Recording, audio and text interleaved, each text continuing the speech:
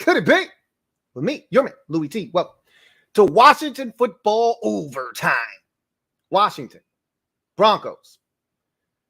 Predator or prey? Season or no? We got our answer today. We're done. Season's over. We're the prey as usual.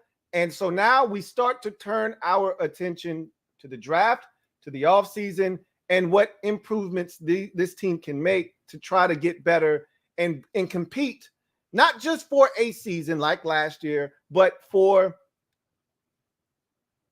longevity, for purposes of being a good team year after year after year. I'm going to say this. I want to clearly state my position on this team moving forward this season. We're not a good football team. Our season is done. I don't think we're going to go 2-15 or whatever. We're going to win more games this season. And I wouldn't be shocked if this team got better once we got some of these players healthy. We had a lot more players go down today, but we'll get some guys back and we may actually look better, moving forward, but it's too late, too little, too late. No matter what happens, this team isn't going to be able to qualify for postseason play. No matter how good they get, no matter how hot they get after they get these players back, if that is in fact the case, which I highly doubt. But know this, we're going to win 3 or 4 more games this season. Don't ask me who the hell we're beating. Don't ask me how it happens. More likely than not, 2 or 3 of them come in the division because those teams will be out of it as well. The Eagles are going to stink despite what they did today. It was the Lions, okay? And the Giants are going to stink. So by the time we get to those games, those teams will be playing for pride just like us, and we'll probably win 1 or 2 of those games in addition to maybe beating Carolina or some other team like that on the schedule. But anyway, let's get to your comments. I don't need to waste any time tonight. There's so much we could get into from this game, but why? Other than the fact that this is what you guys wanted, okay? So I don't want anybody bitching about field goals being blocked or anything. This is what you wanted. Everybody thought the grass was going to be greener on the other side, and I said, be careful what you wish for. I'm telling you, kickers are on this streak this time of the year for a reason. For a reason. I said, handle this in the offseason. Dustin Hopkins, he wasn't bad. He just wasn't clutch. But he wasn't terrible. This guy can't even get the damn ball past the line of scrimmage. CJ Shoots photo. Thank you for the super chat. Greatly appreciate you. Thank you for being a member of the MOBB. My guy, CJ Shoots photo, writes, hold on a second.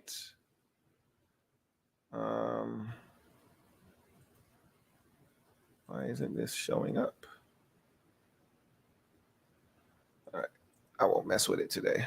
Hold on. Yeah, I won't mess with it today. We'll do that another time. What position outside of QB would you like to see Washington pick in the first round in 2022? Now our focus is the offseason and how we can improve.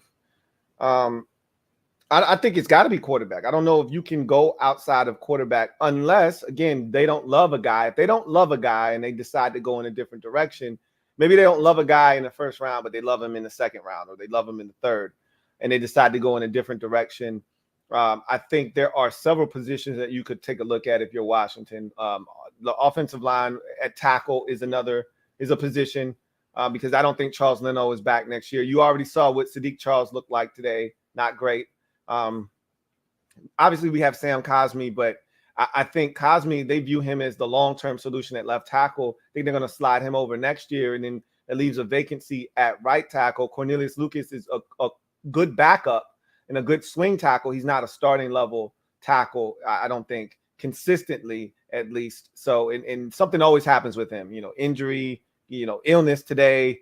I think they look to upgrade that position in the offseason. So I think tackle is a position you could look at in the first round. I think linebacker is still a position of massive need for this team. I think free safety is another position. We had a dropped interception today that could have been a difference maker early in this ball game. I think free safety is another position that they can upgrade significantly. I think corner is another position that they could take a look at. The depth is being tested of this team, and it's okay. It's not great, but I don't know if you necessarily need to go and get a first-round corner per se, but I wouldn't mind doing that. I wouldn't mind getting a first-round wide receiver. I know it doesn't seem like a position we need to address and attack, but Again, you can never have too many. A first-round pass rusher, because you may not be able to keep all these guys. A first-round defensive tackle, you may not be keeping Daron Payne, and you're going to lose Tim Settle this offseason as a free agent, and you're going into the last year of the deal, if I'm not mistaken, of Matt Ioannidis. So defensive tackle would be another position to take a look. I mean, we could look at a lot of positions for this football team. I still think we could use a difference-making tight end, but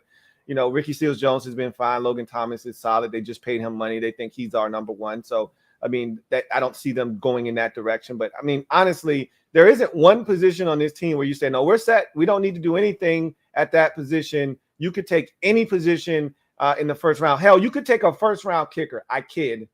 And I think everybody would be fine with it at this point. I mean, no position is lock, stock, solid. You don't have to do anything to it. So I think there's about 7-8 positions on this team that could use an upgrade and use a first-round upgrade at that.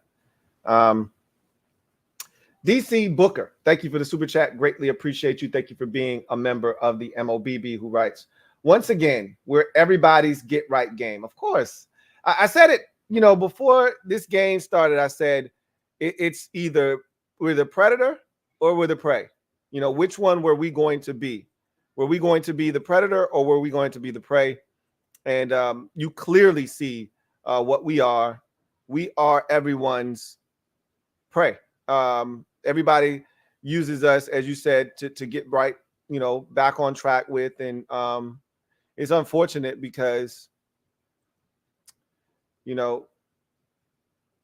I feel like we can never get everything on one accord. When the offense is playing its ass off, the defense is struggling and we got to win a shootout, or we, lose because we didn't score enough points. When the defense is playing good enough to win, the offense is non-existent. This is 3 weeks in a row of less than, 17 points. I mean, who the hell do you think you're going to beat? Even the Broncos, who stink. I mean, they are terrible. That's the shit that really pissed me off today, is that sometimes you need a cold dose of reality sometimes, because as bad as we stink, and we know we stink, there's still hope that we're not as bad as, and then you point to another team. Like, I'm glad we're not playing Detroit this year, because I really think we could lose to the Lions this season. Like, seriously. And you always want to be able to say, hey, it's bad, but it ain't that bad. And you want to point to somebody and say, we're not as bad as them. And I was looking at Denver and I'm saying, they stink. Their offense is trash. Their defense, without Von Miller, ain't worth a damn. And yet they sacked Taylor Heineke 4 or 5 times a day. They pressured him. They picked him off twice. They held us to 10 damn points. They blocked 16 field goals. And they made us look like one of the worst teams in the league, which we are. So, it's frustrating that every time someone's struggling with something, we're the antidote. Packers have not stopped a team in the red zone all season. 15 of 15 touchdowns given up in the red zone. We show up in town. They go 4 for 4 in terms of stopping a team in the red zone. We don't score a single point in the red zone. Packers all of a sudden have been fixed. Hallelujah. Denver Broncos, ass-tastic on all sides of the football. Defense, offense, they stink, and we can't score more than 10, and they score 17. That shit's still not good. 17 damn points shouldn't beat nobody. It beat us today because we can't score. 13, 10, and 10 in the last 3 weeks. Good luck winning a damn game doing that shit. Thank you for the super chat, DC Booker. Tony P56, thank you for the super chat. Greatly appreciate you, who writes, being a Washington football team fan is like living someone, but they don't love you back. Oh, loving someone, but they don't love you back. Good job, D, but it's the Broncos. Exactly. You kind of temper the credit you want to give the defense, but they still did their job. They still gave us a chance. And once again, the offense couldn't find points. Yeah, I mean, it is what it is, man. I would be lying to you if I said I wasn't disappointed. I am, not because we lost the game, but because for another year, we won't have meaningful games in November. We barely made it to, you know what? I'll leave it at that. You could argue that we barely made it out of October, but it is what it is. We didn't make it to November again playing meaningful football. That sucks. The rest of the season is for fun. It's for evaluation. It's for who wants to be here. That sucks as a fan, to be honest with you. Like, that gets old after a while. You know, we were just here 2 years ago. We got meaningful football last year, only because of the division, you know, but we went into the season last year expecting, you know, nothing from this team in return. Just, hey, show up, play hard. We know it's the first year of Rivera's trying to change the culture, and we got more than we bargained for. But this season, it's starting to feel a lot like 2 years ago, but we know the team isn't that bad, right? Or at least I do. I can't speak for you. Some of you think this team is the worst thing ever. So this team isn't as bad as the team in 19 when Gruden got fired and we had Dwayne Haskins as our starter, you know, as a rookie, and we had old man Callahan. And it was a mess. That was as bad as it gets. We're not that bad, but we're not that far away either. But we're going to get some guys back. They may play better, but again, it's irrelevant, you know, at this point. You know, you're playing for fun now. So the defense showed up, gave us a chance. And like Tony P said, it was the Broncos. I mean, only so much credit can be given. You still gave up 17, but I mean, that should be enough to win. But unfortunately, offense, once again, didn't get it done. Michael White, thank you for the super chat. Greatly appreciate you. Thank you for being a member of the MOBB. Michael White writes, I'm here. I was wrong. A delusional fanboy with rose-colored glasses, 10 wins. What a joke. I told you were tripping. Now, I told you that it was going to require a ton of luck for us to get to even 9, which I think it's going to take for that 7 seed, which we're not going to be eligible for now. And, you know, you were talking 10. I was like, yo, I can't touch that. That's on you.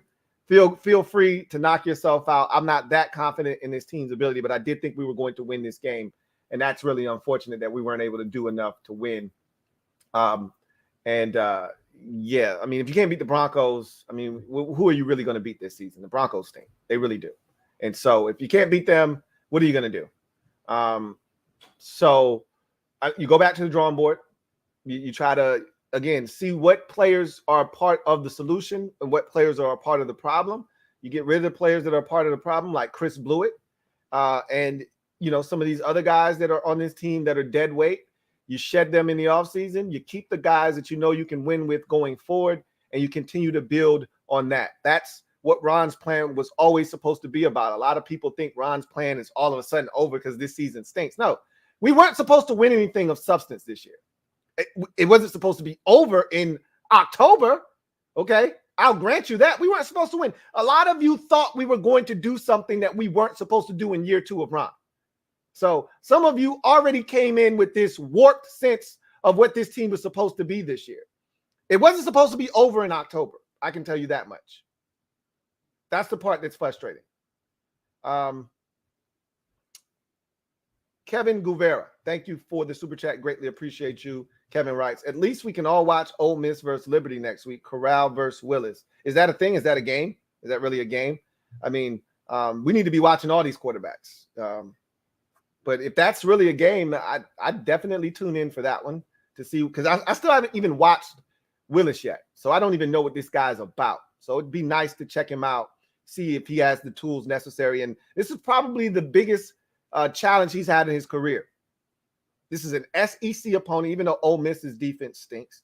Still an SEC opponent. It's still Division I talent. Probably haven't seen this kind of talent at Liberty in his career. So we'll see what he does. That'll be a good challenge and test for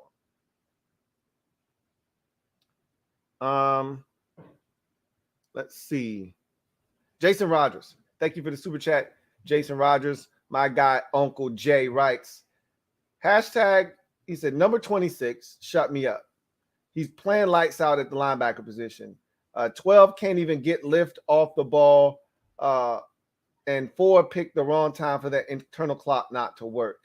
All facts. That's part of my problem with Heineke is he didn't run at all today, really. He tried to run, I think, on the opening possession, and after that, he took a sack, and he was like, okay, I guess I can't run today.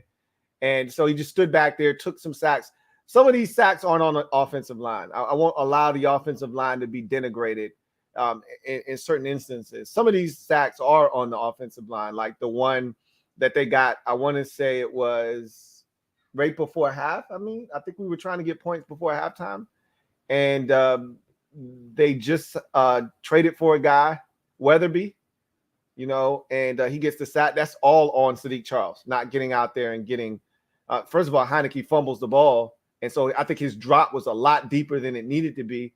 But that said, Sadiq Charles is supposed to get over there and be able to push that guy around the pocket, and he got over there way too late.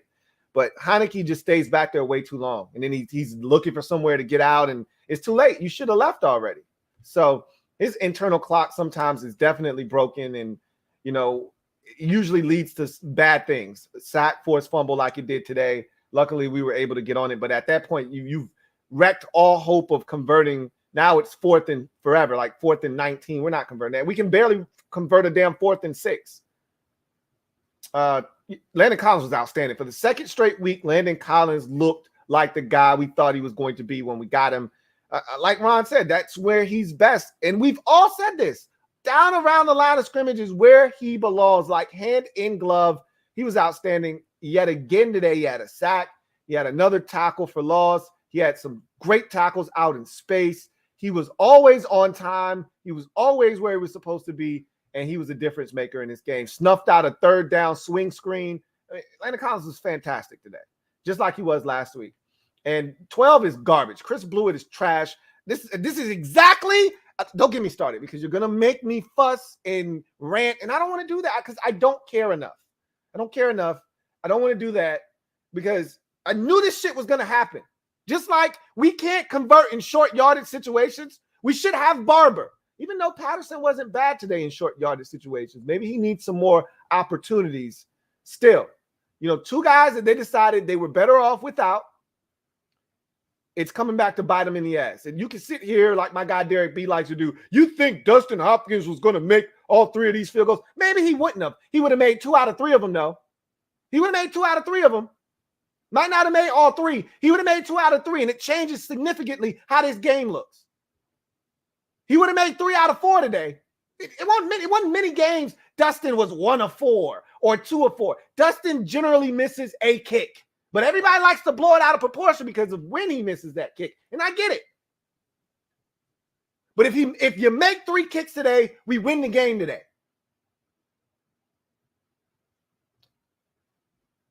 I'm glad that he's shitting the bed right now because I want every single fan out there that wanted Dustin Hopkins going to eat this goddamn crow. Eat this shit. Don't let a single crumb come out your damn mouth. Finish all of your goddamn crow. That goes for Ron's ass too. He succumbed to the damn pressure. He was holding strong and he let the damn external pressures get to him to make this dumbass move. He knew this wasn't the right move.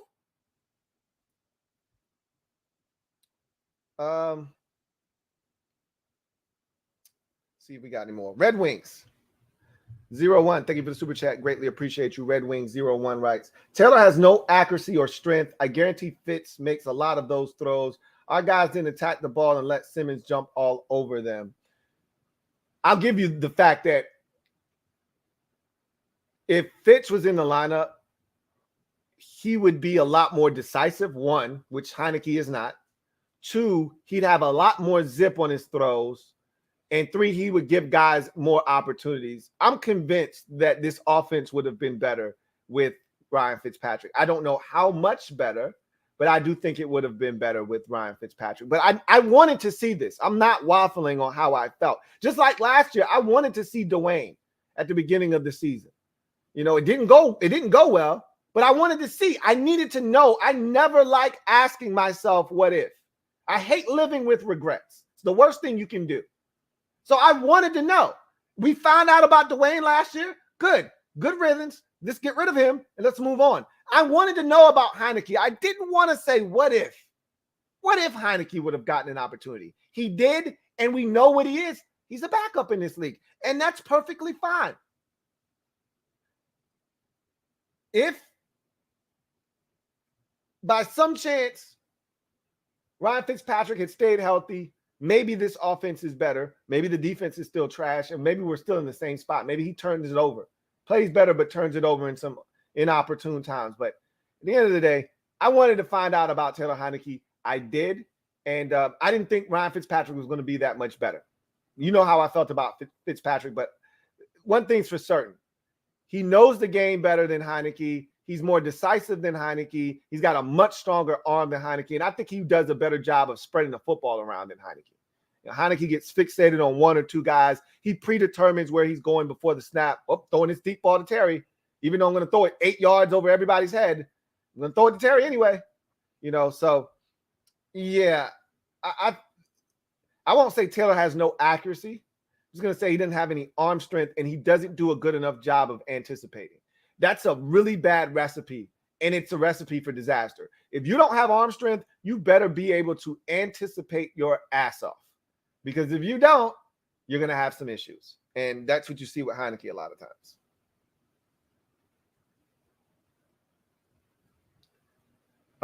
Red Wings 01. Double up. Thank you for doubling up. Who writes, injury killed our offense. D gave us a chance. I mean, you could blame it on the injuries if you like. Denver had a ton of injuries as well. Nobody wants to hear any excuses. We just weren't good enough. We weren't, and we haven't been all season. We just weren't good enough. Simply put, we weren't good enough to beat a bad Denver Broncos team, which says that we're even worse than they are. That's what that said today. Got a super chat here from Tony P56. Double up. Thank you for doubling up, Tony P56, who writes, Lou, you said it. We don't know what was out there at kicker. I was wrong. You were right. Dusty Hop at least got the ball in the air with a chance. Like I said, the reason kickers are available this time of the year is because they stink. Don't think we're the only team in the league that had issues at kicker. You hold on to your kicker because you don't want to go out there. It's the wild, wild west. You go out there and you think it's safe and you get caught up in the kicker wilderness, just like we've been in the quarterback wilderness for damn near 30 years now. And you think it's safe out there. You go find something, and next thing you know, you're worse off than you were before. I told you guys, if you're not going to address this in the offseason, leave it alone in season. Don't be one of these teams with 6 different kickers during the year. That's where we're headed now. They got to get rid of this guy. He can't elevate the damn ball. He thinks he's kicking field goals out of the high school at his local, high school up the street with nobody trying to block the kick. Yeah, he's not getting any elevation on these kicks. That's why his ass was out on the streets. Kicking like this, his ass will be back at Home Depot or wherever the hell he was working at before this. I wish him nothing but the best, but he can't stay here. Like they always used to say, hey, you ain't got to go home. You just got to get the hell up out of here. He ain't got to go home. He just got to get the hell up out of here. And then what happens? Who do you bring in next? That's the problem you find yourself in. If they would have just hung on to Dustin, okay, I would have even been more on board if they would have waited until the bye week, brought in like 3-4 kickers, had them try out over 3 or 4 days to see what happens, and then made a decision. They just went off the cuff. He missed a kick against the damn Chiefs, and they said, that's it. That's the last straw. Okay. Now you got a dude that can't even get the damn ball past the line of scrimmage. Hope you're happy.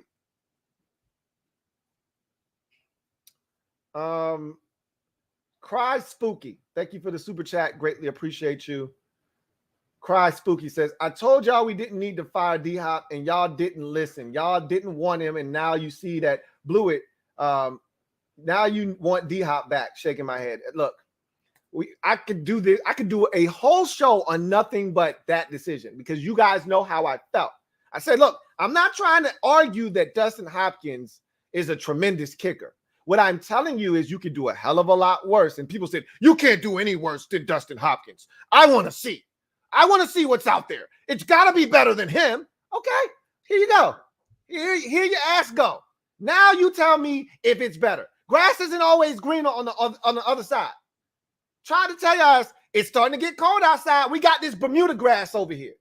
Shit's about to turn brown. You sure you want to go ahead and you don't want to plant this ryegrass to keep it green all year round? You sure? Hold on to Dusty. Hold on to Dustin Hopkins.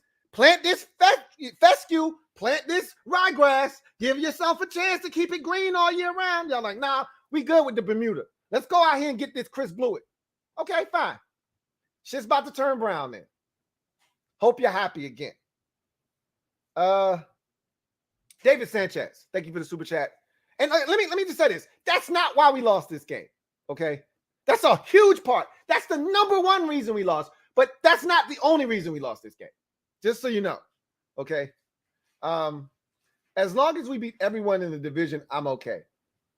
David, that's not a great attitude to have. That's loser talk.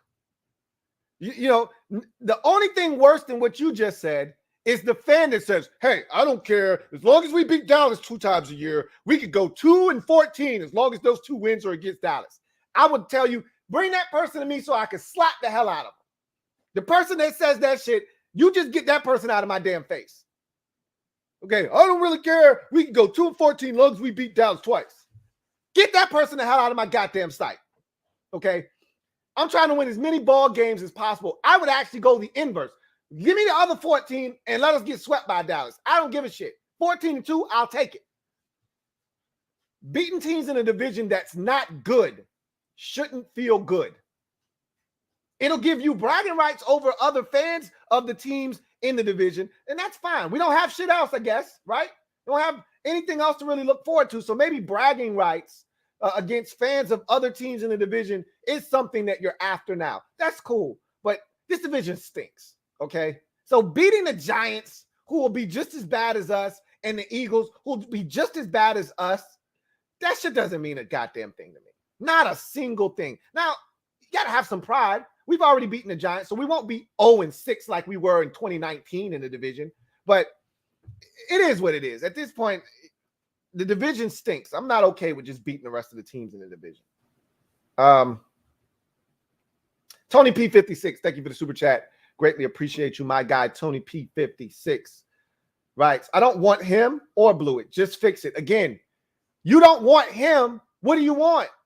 You say just fix it. You can't just fix it. This is what you get when you try to fix a problem. Yeah, it was broken, but it wasn't broken to the point where it couldn't be repaired. All you had to do was be patient. This is what happens when you're not patient. Patience is a virtue. And too many of y'all was so impatient. You want something done right goddamn now. Well, this is what happens when you try to fix shit without reading the goddamn manual. You think you know how to fix the shit by just taking it out of the box? You start putting shit together the wrong way. You start breaking shit, and now you can't put it together, and it's broken. Read the goddamn instructions. I tried to tell y'all this is not what you want to do in season. The biggest problem Ron had was he didn't give him competition in the offseason. And I acknowledged that. I said, you need competition for this dude. He's not A1. He should have competition in the offseason. He didn't bring any competition in. Well, that means you're committed to him for this season. If he were missing 2-3 field goals a game and we get to this point and he's 6 of 12, make the goddamn move. I understand. The man was literally 12 of 15 when we got rid of him. The man was like 6th in the league in field goal percentage. And you want to move on? Now you got a kicker that can't even get the goddamn ball past the line of scrimmage? Anyway, Eric DeBose, thank you for the super chat. Greatly appreciate you. My guy, Eric DeBose, writes, hey, Lou, Taylor Heineke looks completely defeated before the game is even over. Dude looks so ready to just get out there. Blewett is definitely worse than Hopkins. You know, I told y'all that, first of all, Heineke's body language is terrible. Terrible. When things aren't going well, he's wearing it all over his face. It's all over his. Literally, he's wearing his emotions on his sleeve. So it's hard to be led by a guy that looks like he wants to go into a dark corner and cry. Every time he makes a mistake, he looks like he wants to cry. It's hard. It's hard to fight. Now, I'm not saying that that's affecting the rest of the team, but that's just, I remember, I told you guys, I did a hit with the Saints. This guy, Big Q, he said, man, your quarterback, man, he said his body language is terrible. And I was like, you're right, it is. Every time he makes a mistake, you can tell he made a mistake. But I can't say much because when you were this close to having your NFL career be over, I think he feels, even though he signed that contract, he feels like he's still playing for his NFL life. And so I think he puts a lot of undue pressure on himself to try to be perfect because he doesn't want to go back to whatever he was going to be doing prior to having this opportunity with Washington. But the harder he presses, the more mistakes. Like, just go out and play. But he keeps saying that's what he's going to do, but that's not what he's doing. Barry Curtis Jr., thank you for the super chat. Greatly appreciate you. And thank you for being a member of the MOBB. Barry Curtis Jr. writes, in my opinion, our weapons, when fully healthy, are good enough, and they would look even better with a more accurate quarterback. I don't disagree with that statement. And again, we still haven't seen what this offense looks like fully healthy. I think we've got some players. I keep saying this every week. Adam Humphries needs more opportunities. He's always open. Every time we get it to him, the guy makes plays. I remember he was getting on my nerves early in the season, and I realized there's a benefit to having Adam Humphries. And you know good and well, if the one thing I could guarantee you, if nothing else, if Fitz were healthy, Adam Humphries would be eating this year. He'd have 5-6 touchdowns already because the man's always open in the red zone. Always. Heineke's never looking for him. And he'd have at least 3 something in terms of receiving yards. Guy's always open. And, Fitz would be looking for him. And that would help Terry significantly. It would help all these other receivers if there was another guy that the defense had to account for. They just don't right now. So, I think you're right. A more accurate quarterback. We scored some points against Green Bay last week because there were some open receivers and some opportunities, and Heineke just was not accurate enough. I didn't think his accuracy was terrible in this game, per se. He threw some accurate balls. The one to Dax Milne was a really accurate ball. The DeAndre Carter one, you can't throw it any better. Get Rodgers, get Brady. You can't throw it any better than that ball, that placement on that ball to DeAndre Carter. That's as good as it gets. So I didn't think, some of those balls to JD, they were perfect. They gave guys opportunities to run after the catch. He did a quality job at times. There's still a lot of misses in there. And I'm not going to sit here and argue that he was exceptional because he wasn't. And we all knew that. We all saw it. But I do think a more accurate quarterback, I mean, that's not saying much. But the weapons, I think the bigger statement, part of your statement that's true is that these weapons aren't bad. Like, I don't think we're devoid of weapons. You know what I'm saying? I think we have enough to get the job done. The skill guys, I don't necessarily think are the problem. Robert Mitchell, thank you for the super chat. Greatly appreciate you. Thank you for being a member of the MOBB. My guy, Robert Mitchell, writes, Lou, the jump ball in the end zone was pathetic. Not a single receiver fought for the ball. It's as if they were waiting for someone to make a play. It's the same thing in reverse that the defense did when we gave up the Hail Mary to the Saints. It's the same exact thing, just in reverse. Our guys aren't dogs. I've said this. We don't have a big dog on offense. I told you that. Cam Sims is cool. He's not a dog. Cam Sims doesn't attack the football. Like, we don't have any dogs. Not a single one. That's why I said we need a dog. And that's why I wouldn't be opposed to drafting a first-round receiver with some size. I don't want another 6-foot receiver.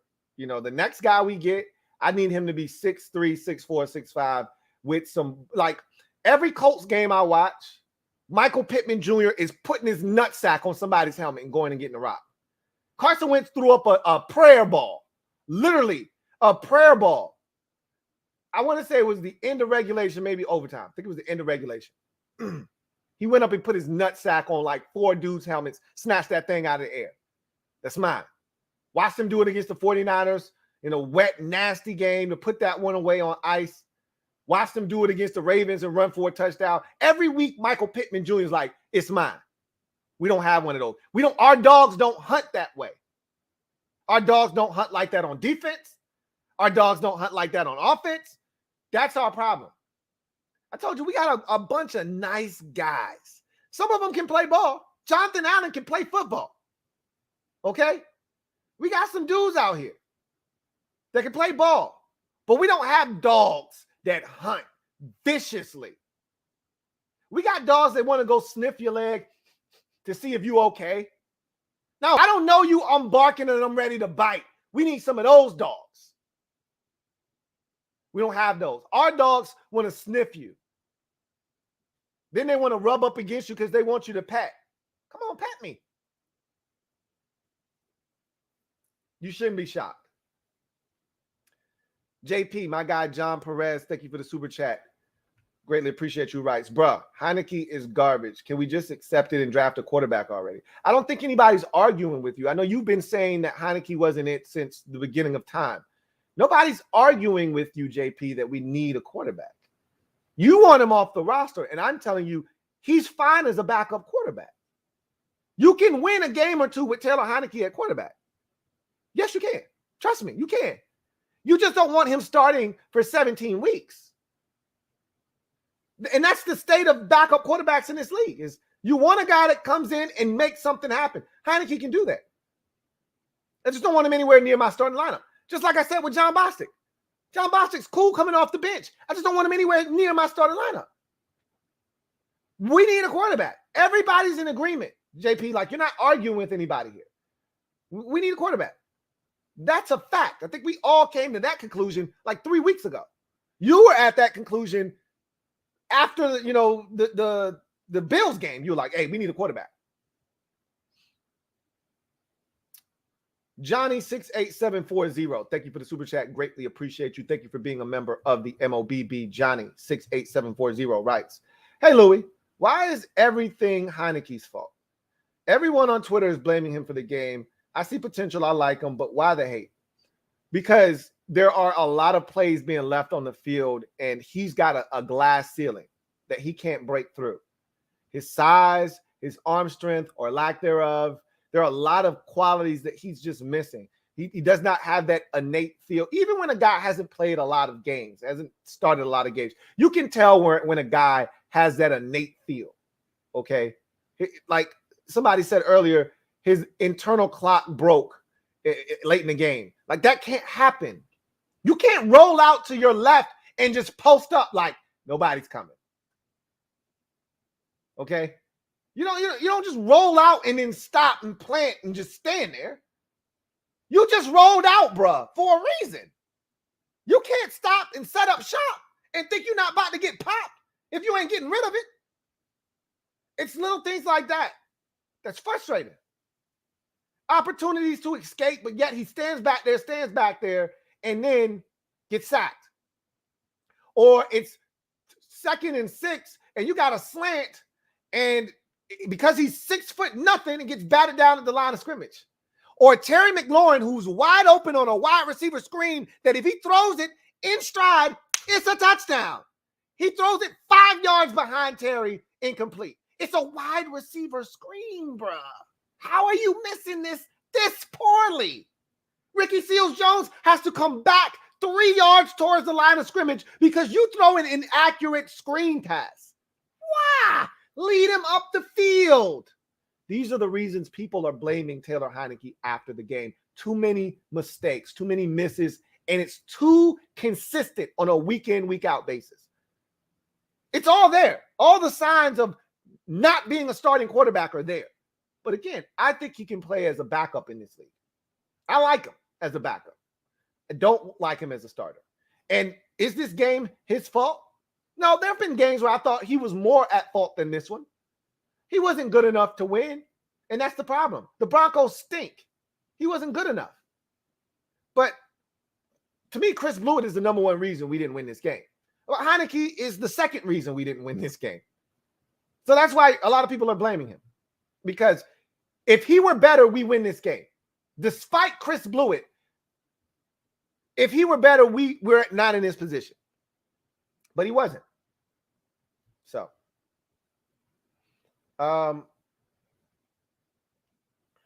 let's see.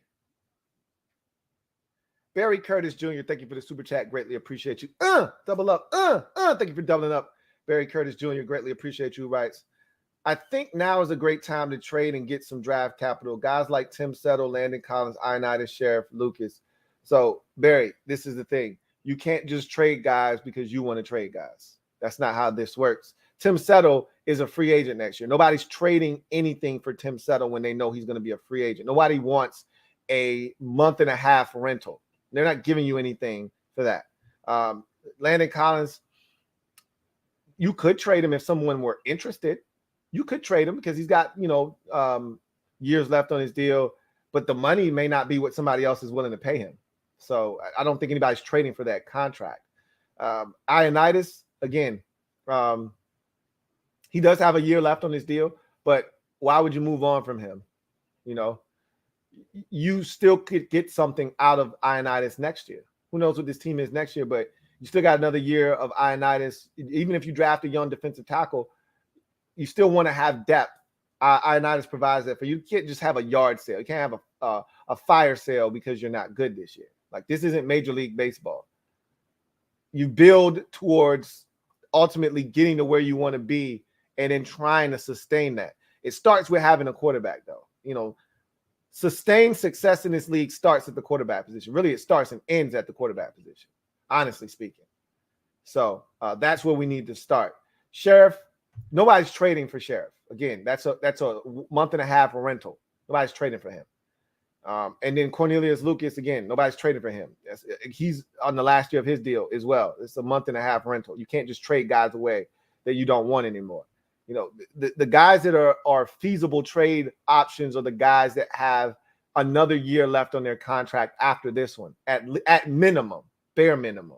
You don't want a guy that after this year is a free agent, unless that guy's a superstar and you feel like you can retain his services. But even then, that's still a tough trade to pull off. So I don't see us moving any of those guys. Metaphor, thank you for the super chat. Greatly appreciate you. My guy, Metaphor, thank you for being a member of the MOBB as well. Writes, our offense has COVID on a ventilator. So sad. Our offense has gotten progressively worse in terms of scoring the ball. It's crazy because there were games where we couldn't move it as successfully, but we scored more points. Now we can't score points, but we're moving the football. Tress Way punted once in this game. And that was the possession when we were backed up. Deep in our, literally at our own end zone, we had the penalty on Wes Schweitzer where he got his ass kicked on that drive. He got his ass destroyed on that drive. And he had the holding penalty, or we had the Ricky Seals-Jones catch, which would have gotten us from the shadow of our own goalpost. But, Tress got off a hell of a kick. Defense came on the field in a tough spot and got off the field 3 and out. Got it right back to the offense. So that was the only time Tress punted today. But yet we only scored 10 points. That's the shit that really pisses me off, is that we moving the football. Who cares about that if you can't put up points? Miggy, thank you for the super chat. Greatly appreciate you. Miggy writes, fire sale, Collins, Ioannidis, Sheriff, my guy Payne. Again, none of those guys, with the exception of Daron Payne, are intriguing trade options. And again, this is football. This isn't baseball. This isn't basketball. How often do you see these types of trades happening? How often do you see one team getting rid of 4 or 5 guys at the trade deadline? It doesn't happen. This is not baseball. Okay. That's a pipe dream. And again, I don't like shitting on other people's dreams, but that ain't happening. I can assure you of that. J Mart, thank you for the super chat. Greatly appreciate you. Thank you for being a member of the MOBB. Writes, only the Washington football team can go from first to worst. Nah, I mean, it happens every year in the league. I mean, it happens all the time. We were ripe to do that because of what our division was. Now, I didn't think we would be the worst, and I still don't think we're going to be the worst team in this division. But it's not out of the realm of possibility, obviously. But I don't think we'll ultimately be the worst team in the division. But it happens every year. We see teams go from worst to first all the time. So I'm not going to be shocked, if that happens. I think that happened last year with the 49ers. They won their division, went to the Super Bowl. They were the worst team in their division last year. Like, it happens all the time. Rob, Thank you for the super chat. Greatly appreciate you. Thank you for being a member of the MOBB. My guy, Rob, you writes. Lou, you mentioned it before last year, may have created unrealistic expectations, but I don't care what happens moving forward. I want a quarterback. I said a million times, and I was hoping that it didn't come to fruition, but I knew that within this fan base, because they're dying for a winner, they're starving for success, that the expectations were going to go through the roof because we won the division. And I'm like, never mind the fact that we won this division at 7-9. Okay. Never mind the fact that we did this with 4 different quarterbacks. Never mind the fact that there isn't a ton of continuity with this team. We got like 6-7 different new starters on defense, and we got a whole new offensive line essentially. We brought in all these weapons. The wide receiver position has been turned over. The only 2 holdovers from a season ago are Cam Sims and Terry McLaurin. Like, everything's different. So to expect these grandiose results with all of this change was asinine. What I did not expect, and I keep harping on this, is that the defense was going to regress. It's actually playing better now, right? But still not good enough. And I didn't expect us to lose some of these games in the manner that we lost them, because I thought the defense would be better. So I thought we would beat the Chargers. I thought we would beat the Saints. I thought we could beat the Denver Broncos. Those were games I thought we could win. But the defense didn't play well enough in those games, and the offense damn sure didn't play well enough in those games, and so we lost all 3 of those games. You needed to win at least 1, if not 2 of those games, because you knew you were going to lose to Buffalo. You knew you were going to lose to Kansas City and Green Bay. You knew you were going to lose those games.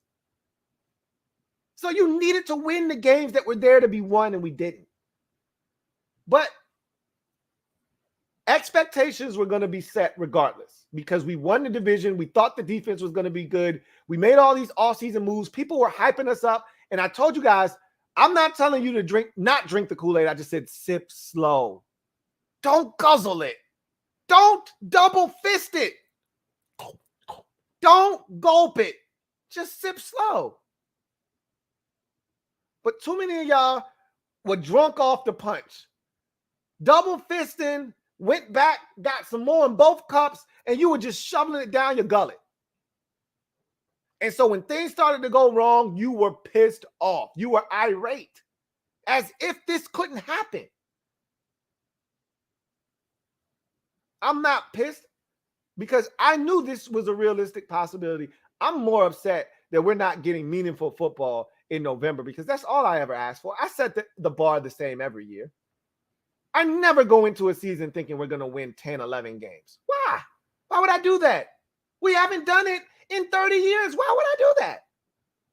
I go into the season just saying, get me to November playing meaningful football, and we'll go from there. Well, we failed at that goal this year. That's disappointing. Now it's on to the next one. Hard to move on when you always regret one. We had a chance in so many ball games, but we failed to take advantage of those opportunities. You can't drop interceptions on the opening defensive possession of the game. Can't do that. Quarterback is definitely at the top of the priority list in the offseason, but that goes without saying. Rob, thank you for the super chat. Greatly appreciate you. Double up. Thank you for doubling up. Who writes, 26 looks like a natural linebacker and 77 is a guard. Both of those statements are 100% factual. Okay. 26. I've said this. You've said this. People outside this market have said this. He's better around the line of scrimmage. I said it's semantics, safety, linebacker, whatever. I don't give a shit what the title is. Just put him down by the line of scrimmage. He'll play better. He has. As far as 77, he's definitely a guard. Sadiq Charles is who he's talking about. He's definitely a guard. They didn't want to put him out there. They were pressed into this. He wasn't terrible today. He's just not naturally a tackle. And it's crazy because that's what he played at LSU. But he's a guard in this league. He's a guard. I feel that way, and I think this game was kind of confirmation of that. He's a guard. P-Low Dollars, thank you for the super chat. Greatly appreciate you. Thank you for being a member of the MOBB who writes, speechless, but you still make it funny how you commentate. I need the coaches to tune into your channel. You ain't mentioned me, though. I think you got my S. I'm not sure what you were talking about at the end of that. But yeah, it is what it is. No, they're not going to watch me, and they don't need to watch me. They need to figure out a way to get this team to play better. That's what they need to be focused in on.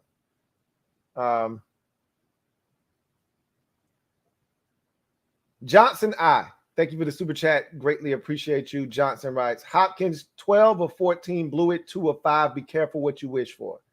That's all I'm saying, man. That's it. I'm not saying much. I'm just saying a dude that was knocking it down at about an 85% clip, 88, whatever that number is, 12 or 14 is, which is above league average, top 7 in the league. Yeah, he missed some extra points too. Watch other games around the league. Tell me what kicker other than Justin Tucker and a couple of other elite kickers. Tell me who's not missing extra points. Who's not missing a field goal here or there. Come on, man. Yeah, that's the shit that kills me. Is that everybody acting like Dustin Hopkins was the absolute worst kicker in the league. Like this dude missing 2-3 field goals a week. The Jaguars, I said this already, the Jaguars hadn't made a field goal all season long until week 6. That was their first made field goal of the season. And your main objective is trying to harm Hop.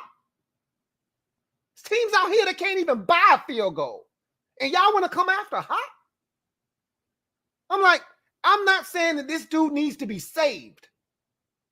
I'm just saying if you're going to get rid of him, do it in a structured manner. Do it when the landscape is even and you got a better shot of finding a proper replacement. Let's not play musical chairs because that's what you're going to end up doing. We can clearly see Chris Blewett is in over his head. Clearly can see that. And we may ultimately be wrong. And there may be a fix to this. I don't think there is. Because if there was, he should have fixed the shit after the Green Bay game. You get 2 kicks blocked or a kick blocked against Green Bay, fix the shit.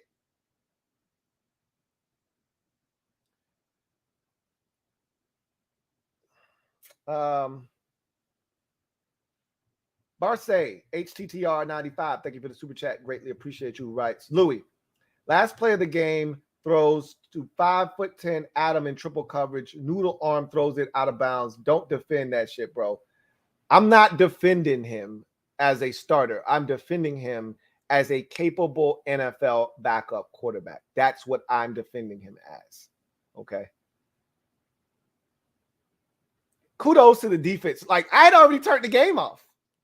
It was only because the members of the MOBB notified me, hey, bro, shit's not over yet. So I had to go turn the television back on to find out that we got the rock back. And, you know, that's what made it even worse. Okay, fine, the game's over, we lost. No, the defense actually goes hunting. Derek B asked me during the first quarter, maybe second quarter of this game, is Chase Young going to make any plays this season? I said, sure he is. Of course he is. There you go, Derek B. I don't know if that's good enough for you, but there you go. And we get the ball back, and we still got 2 timeouts. Great field position. Let's go get this damn touchdown. We go backwards. We get sacked. What are you doing, man? Seriously?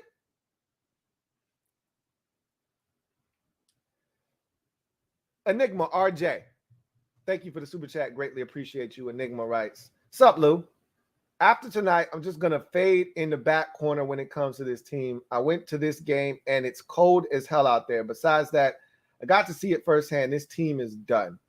Yeah, you told me you were going to the game, and I'm glad you got to watch it firsthand. And they're done. I've said that they had to win this game. This was it. And now it's all about building for the future. It's all about seeing who are the guys that we can take along for the journey, for the ride. You know, can you get inside the whip and ride, or do you need to be left off at the bus stop and you need to catch a ride with somebody else? That's what we're trying to figure out now. You know, it's a lot of guys with, you know, in the last year of deals. Do we need to re-sign this dude? Do we need to bring this guy back, or we need to move on and find a replacement for him? Like, it's a lot of guys like that. And it's going to be a lot of guys that we already know ain't going to be back next year. Like, Tim Settle's not going to be back here next year. More likely than not, Charles Leno Jr. not going to be back here next year. You know, Brandon Sheriff, I don't think is going to be back here next year. I could be wrong about that. We'll see. You know, but it's a number of guys that we already know they're not going to be back next year. So Bobby McCain, we'll see. I don't think he'll be back here next year. You know, it's a number of those guys that signed those one-year deals, and that was cool. They were stopgap guys just to get us by until next year, where we can try to address these issues and find some younger guys and some guys in free agency that we think can help this team, and you move on that way. So we'll see what happens. But yeah, the rest of this season is, I think, especially on the offensive side, I just want to see what it looks like when you got Curtis Samuel and, you know, all these guys out there, Terry and Adam Humphries and Cam Sims and De'Ami Brown. Like, that's what I'm looking forward to, is seeing what the future of this offense could look like. Because even if Hump's not here next year, because I think Dax Milne is going to take his spot, and it was good to see Dax. This is the shit I'm talking about. Like, what we saw from Dax today, we like, yeah. That young fella can play. He can get in the whip and ride. Okay, come on, get in, shut the door. You in here. You can ride with us. Like, that's what I'm looking for the rest of the season. Who's going to ride, and who do we need to say, get the hell out of the car? Get out. Dax can ride. That young fella can ride. I like what I see out of him. It was a nasty little shake route. He ran over the middle of the field to get open. That young fella can ride. I want to see James Smith-Williams got a sack today. Come on, man, get inside. You can ride. Like, Casey Toohill, get out. Get out. I don't need you in the whip. I can find somebody else. Maybe that guy Shaka Tony. Like, those are the guys. Like, Khaleke Hudson got beat for a touchdown. I want to see more Khaleke Hudson. F it. What we got to lose now? We stink. I want to see all the young boys getting in there, and I want to see what they can do. Because if they can't help, they're dead weight. If they dead weight, they got to go. I'm shedding dead weight. That's what it's about now. Thank you for the super chat, Enigma RJ. Derek B, thank you for the super chat. Greatly appreciate you. My guy, Derek B, thank you for being a member of the MOBB Rights. Tried to tell you O was subpar after Atlanta. TH equals fool's gold. You were right about that. I thought that the Atlanta game was more like the Giants game, and I thought there were more of those left in the clip. I thought he had let off a couple shots, bow, against the Giants, bow, against the Falcons. I'm like, hey, that's only 2 shots. That clip holds 6 bullets, and there was 1 in the chamber. We still got about 5 of these left. That gun jammed up. Shit's done. Click, click, click, click. Those were the only 2 bullets he had. And he let them off, bow, bow, early in the season. At least he stopped us from being winless, because we could easily be 0-8 right now. If he didn't pull a couple of magic tricks out of his hat, we could be 0-8 right now. We could be just like the damn Lions. So, could be a lot worse. But, yeah, you were right. And here's the part. You say the offense is subpar. The offense is moving the ball. They can't score. So, if you want to be more specific, the red zone offense is subpar. That's what's subpar, not the offense as a whole. And like I said, when we get some of these guys back, when we get De'Ami back, when we get Curtis Samuel back, and we start to get all these guys on the field together, it may look totally different. It may look totally different. Trevor Patch, thank you for the super chat. Greatly appreciate you. Thank you for being a member of the MOBB. Trev writes, this game time and these kids, I've got to rewatch, but Scott was a dud this week. We were moving the ball on the ground well, and TH never rolled out. That's false. He rolled out on that 4th down. Why did he throw it? Ricky Seals-Jones was wide open to begin the play, which is exactly why you run that play, to get it to Ricky Seals-Jones immediately so he can get the 1st down. Why he double clutched it and then threw it to Ricky Seals late after it got batted behooves me. Like, Bro, we're running this to the short side of the field. There's not a lot of space to begin with. First of all, I hate running plays like that to the short side of the field, but that's a standard practice around the league because you got numbers to that side of the field. I don't give a shit. Give me more space. Anyway, you got the short side of the field. You can't hesitate. What you doing? Throw the damn ball. Anyway, Tony P56. Thank you for the super chat. Greatly appreciate you. Writes, we should trade for a kicker. Get Dusty on the phone. No, there ain't no going back down that well. Okay, he's in Los Angeles with the Chargers already, and now you got to go down. You got to go on that carousel of kickers, and that's what I was looking to avoid. That's why I said I wasn't opposed to getting rid of Dustin. I said you need to do it in an organized fashion, not some spirit of moment. I'm pissed off. I'm going to have a couple of kickers come in during the week on Tuesday and try out randomly.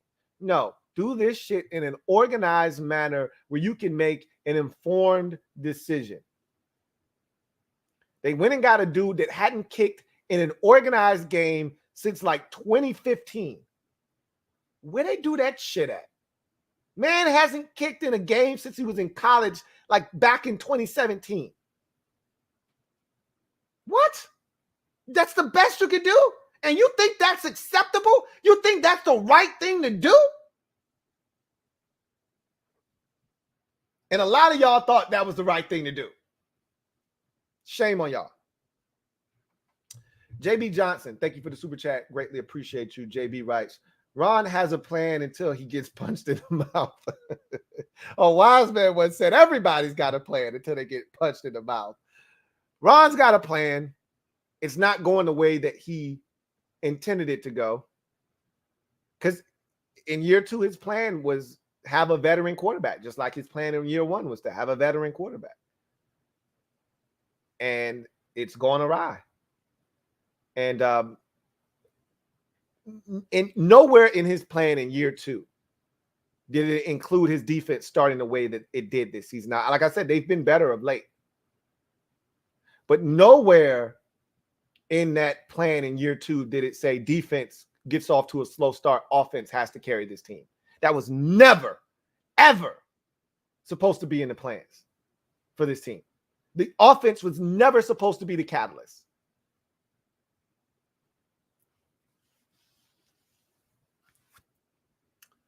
John Perez, thank you for the super chat. Greatly appreciate you. Double up. Thank you for doubling up, JP. My guy John Perez writes, this offense is an abomination, and it needs to be the number 1 priority this offseason. QB, receiver, tight end, and O-line because Sheriff is gone this off season. QB, definitely. I don't think they're going to do anything at tight end necessarily, but we'll see. Ricky Seals has emerged as a guy that I think they feel comfortable being the number 2. And, they're going to continue to work with John Bates as their number 3, which means where does that leave Sammy's? I don't know. Maybe they continue to work with him to try to develop him and maybe have him take Ricky Seals' spot, in the near future. But we'll see what happens with tight end. Receiver, if it's not a big guy, I'm not interested. I want a big-bodied receiver that can go up and get it. I'm not really interested in any more small guys. We got enough of those. Diami, Terry, I'm good on that. Curtis Samuel, all of these guys are 6 feet or under. We don't need any more of those guys. We need a dog, a big 6'3" physical specimen dude that can go up and get it. And O-line because Sheriff is gone. I don't know if guard is necessarily the biggest issue. I think we could use it upgrade on the interior of the offensive line, though. But again, Sadiq Charles may be the answer there. With a full offseason full of reps and no Sheriff in a true competition for left guard or right guard, excuse me. I could see a scenario where Sadiq steps up and he's the guy. So it'll be interesting. I wouldn't be shocked if they took like a 4th or a 5th round flyer on a guy at guard. in the draft next year. So there's a lot of different ways you could look at this thing. And again, it's still 9 games left this season. So we'll know more about this team and what holes we definitively have once this thing meets its conclusion. We'll know, okay, we don't have enough at receiver. Even when we were healthy, this wasn't good enough. Or that clearly, Logan Thomas is back. The tight end group is good. It's not as good as it could be. We need another tight end. Or, we got to see what we can get out of Sam East, or we got to go in a different direction. Like, you'll know some of these things by the end of the season. You know what I'm saying? So we'll see what happens. Fat American, thank you for the super chat. Greatly appreciate you. Thank you for being a member of the MOBB. Fat American, who writes, Heineke's starting to see what's missing. 3 starting linemen can do to a QB. He was getting spoiled, making everyone's martinis on an island back there. Nope, no more, my boy. Got to get that ball out quick. The pressure was definitely there. West, this is the first time I've seen West get his ass kicked like that. West was getting manhandled inside. He was looking like Wes Martin, not Wes Schweitzer. It's almost like they did a jersey swap. Like, hey, is this Wes Martin? Remember that time Wes Martin got his ass kicked last year, week 1 against the Eagles on the first possession? Malik Jackson whooped his ass, and we were like, wait a minute. Whoa. What in the hell happened there? And that was the last we saw Wes Martin. Like, okay, get his ass out of there. Wes was looking like that. He was falling down. He was holding because he was getting his ass steamrolled. He was getting beat and spinned on and knocking him down. Like, he was on the ground way too much today. It was a bad performance by the offensive line again. And that's tough to stomach, but, they were dropping like flies, man. Hopefully nothing serious and everybody can be back after the bye week. But, yeah, it was rough.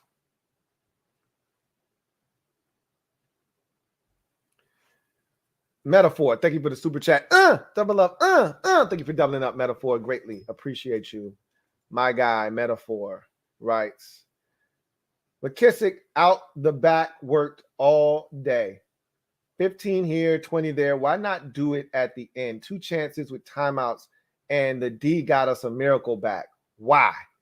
Again, that's where you get the lack of poise with Heinicke. Like, it was like 2nd and 10, and he wants it all. And I'm like, bro, you don't need it all. That's when he took the stupid ass sack. So now it's 3rd and forever. And why the Broncos are essentially conceding that we'll give you 12 to 15 underneath if you want it. They drop everybody back at the goal line. He throws it to Ricky Seals-Jones. There's nobody around him. And I'm like, why you don't just drop JD underneath and just let JD get about 17, 11, 12, and get it to 4th and 7, something manageable, something where you can take a shot at the end zone. That shit to Ricky Seals, even if he catches that inbounds, he's not going anywhere. I don't know. Don't ask me. I don't know. I don't have the answers, man. We just at home watching, trying to make sense of this stuff. That's a great point. I don't really understand. D Suave HP, thank you for the super chat. Greatly appreciate you. Who writes, I would rather see Allen now. He didn't have much opportunity last year because of the injury. Poor quality arm slash red zone efficiencies killed my hope in Taylor Heinicke.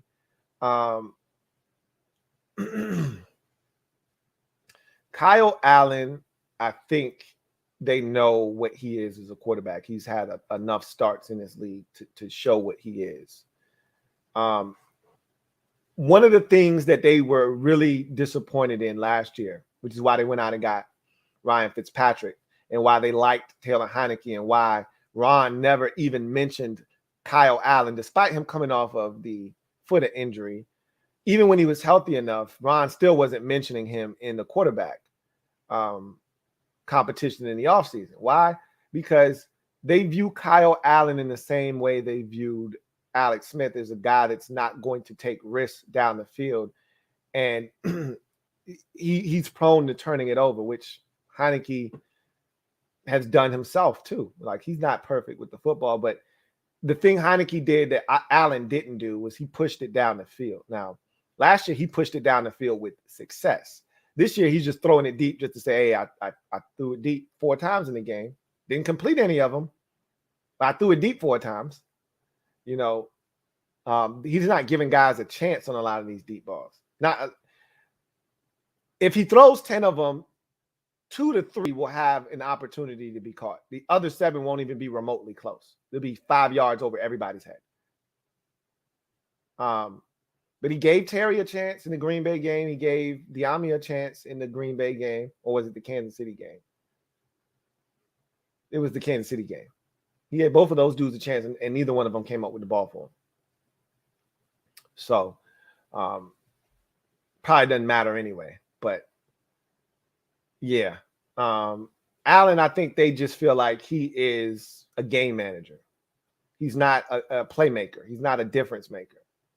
And they probably feel like with the team that they have, they need somebody that's going to maximize the talent that this offense has. Not to say that Heineke's currently doing that, but they think they got a better chance with Heineke than they do Allen. That's my guess.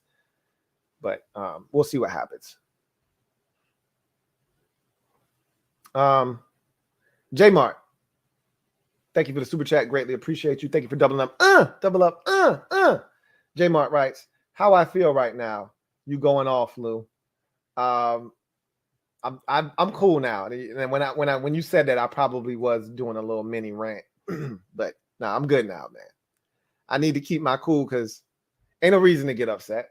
You know, the only thing that gets under my skin is the whole Dustin Hopkins thing because it was so avoidable. Like we could be mad as fans, and a lot of people out there were saying we needed to do something, and you know, but as a coach, that's why they pay you the big bucks to keep your cool in those situations and not listen to the outside noise. Yeah, Hopkins missing that kick against Kansas City, it sucked because we were up 13-10, and it seemed like the game changed on that missed field goal. You go up 16-10 there, who knows what happens? That's a very makeable kick. He missed. That sucks. That hurts. And yeah, Ron was probably pissed after that because then you get 21 unanswered put on your skull and you don't even end up being close in that game. And you say, well, damn, if he makes that field goal, I wonder what that game would have been. But don't have a knee-jerk reaction. Get rid of him. Bring in a bum who's never kicked in the NFL game before and can't get the ball over the damn line of scrimmage, which is what they did. My whole thing was, hey, if you want to get rid of him, fine. We got a bye week coming up in a couple of weeks. You don't feel better about him then? Get rid of him then. Bring in some guys over the bye week. Test them out. See which one you like the most and go with that guy. All I was saying was just do it in a way that doesn't seem to rushed. I've seen teams around the league do that. I see it every year. And what it does is it doesn't fix anything. It just puts a Band-Aid on a problem that needs surgery. That's what we try to do. That was a problem that we needed to address in the offseason, and we didn't. We just ignored it because he had a good second half to the season. So they said, he's cool. They still should have brought in some competition. They didn't. And so now you're forced to go into the season with a guy that you're not sure about. Well, at this point, it is what it is. There aren't many good kickers just sitting around the league waiting to be signed. If they can kick, they'd be on an NFL roster. There are only 32 of these dudes in the league. So trust me. And we see the same ones being recycled. Why is that? Why is it that Dustin Hopkins leaves us and goes somewhere else? Because there's not enough of these dudes. So what do you think the ones on the street look like?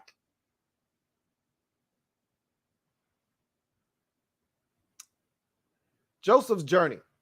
Thank you for the super chat. Greatly appreciate you. Joseph's Journey writes, I don't know about Ron's plan. He signed a kicker named Blewitt. I mean, look, we could keep talking about this man's name. Like when it was brought up to him at the press conference, he was like, yeah, that's old. Like, yeah, that was a joke like 10 years ago. Like nobody really cares about my name anymore. Okay, whatever, dude. You just better make these damn kicks. Or else your name is going to be a big pun. Well, it is. They didn't care about his last name. They just thought he would be an upgrade over Dustin Hopkins. Well, they were wrong.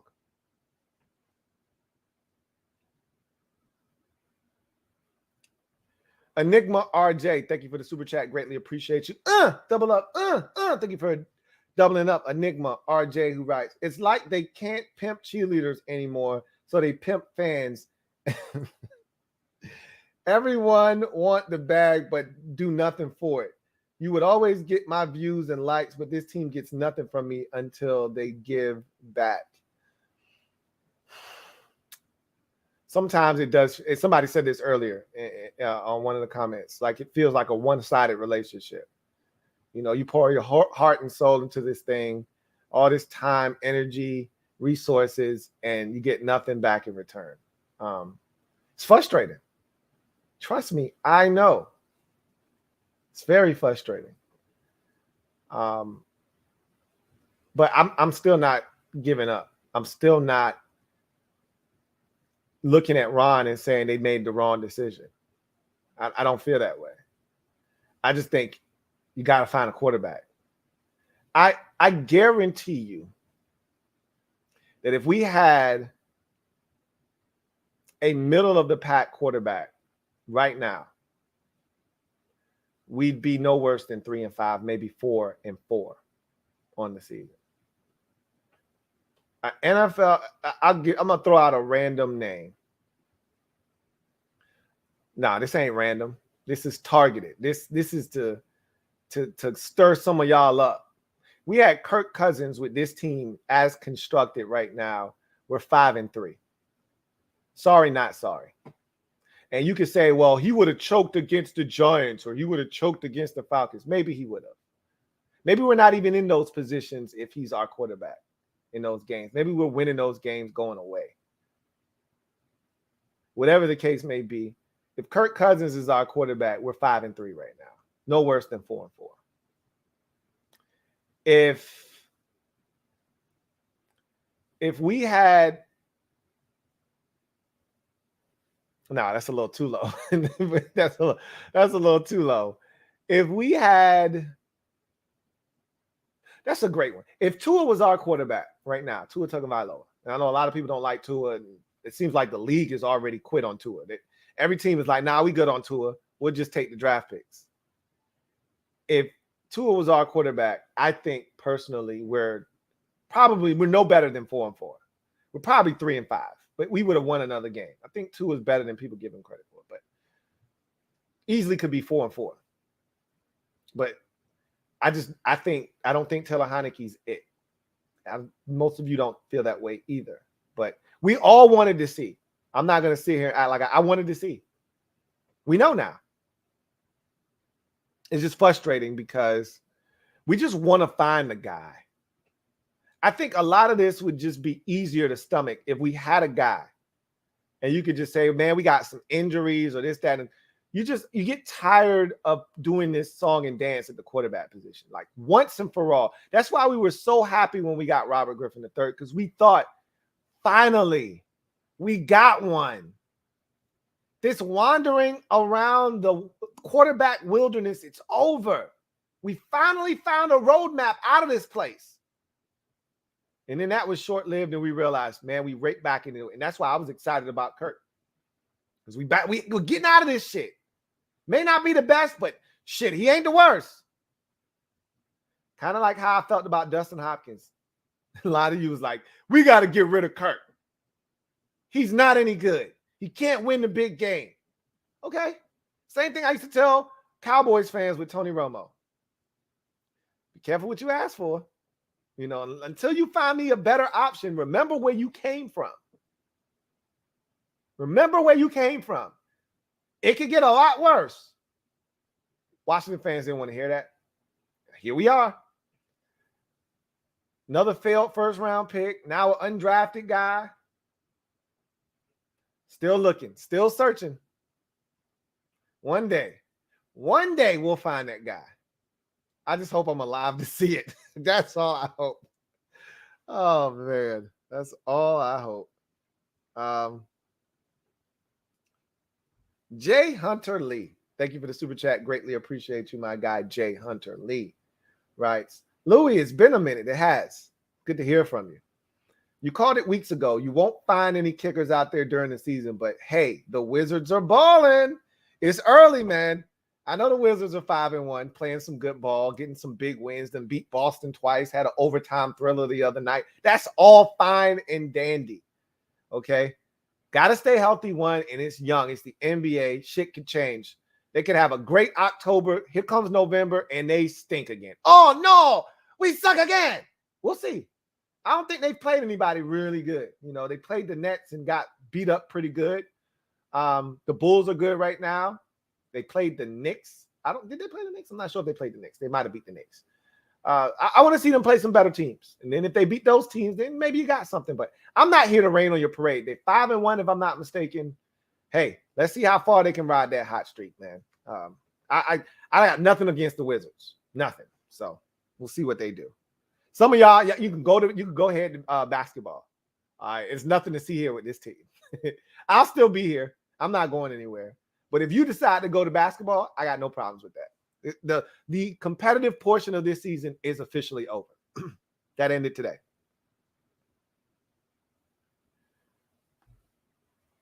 Yep. Thank you for the super chat. Greatly appreciate you. Yep. Who writes, I'm struggling to see where we get another win on the remaining schedule. Maybe once the Eagles, against the Eagles. Already watching film on Willis and Corral. If you're going to play the schedule game, it could be hard to find a win. But look, Carolina's not good. Look, we're not good. I get that. Any given Sunday, that's what it's called, you know. So all we got to do is show up. And again, I would have loved to have gotten Carolina without Christian McCaffrey. By the time we get to him, he'll be back and he'll probably kick our ass. Their offense will look totally different with him in the lineup, and he'll be back here shortly. So, but I keep bringing up Carolina because they stink just like Denver does, and we'll have a chance. We probably won't win, but we'll have a chance, and that's all you ask for. Our division stinks. Dallas is the only team in our division worth even, talking about. So we got the Giants once more. We got the Eagles twice. The Seahawks, they're okay. They don't scare me. I mean, they should beat us, but we'll see what happens. The bottom line is there's some games on the schedule that ball bounces our way. We catch a team slipping, we could win. But I told the mob members, I don't know if I told you guys this, but I met with the gold members of the mob, and I said, if we don't win this game, the ceiling and the floor shift down again. Because I told you I had a video, Washington Football Nightly episode, I think it was 2 weeks ago, where I asked the question, what's your new definition of a successful season? You got to recalibrate your expectations. Some of you had expectations through the roof before the season. Now that you see what this team is, you got to recalibrate. What are your expectations for this season? And I told you that when the season first started, 7 wins was the floor and 10 was the ceiling.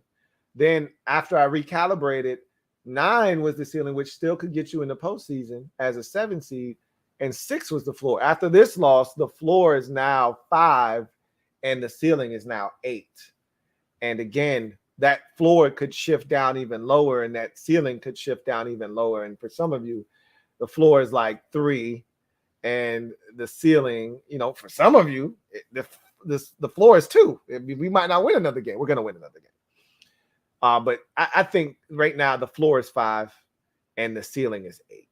So it just continues to shift downward and downward and downward.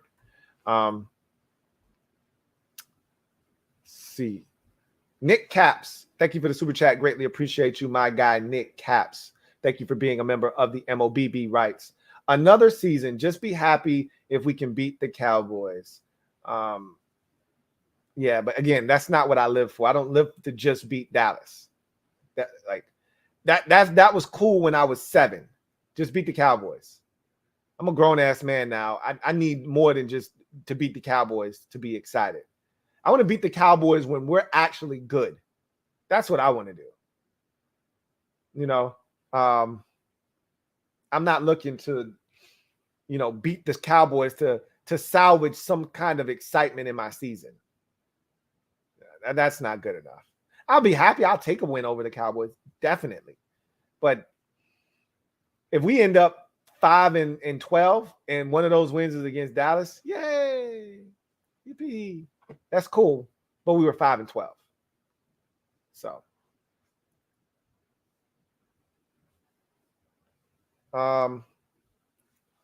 J.R. Hicksonball, thank you for the super chat. Greatly appreciate you.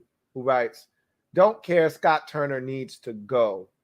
I do think Scott Turner's play calling is uneven, but it would really help if the execution of his play calls were better. I will defend him in that regard.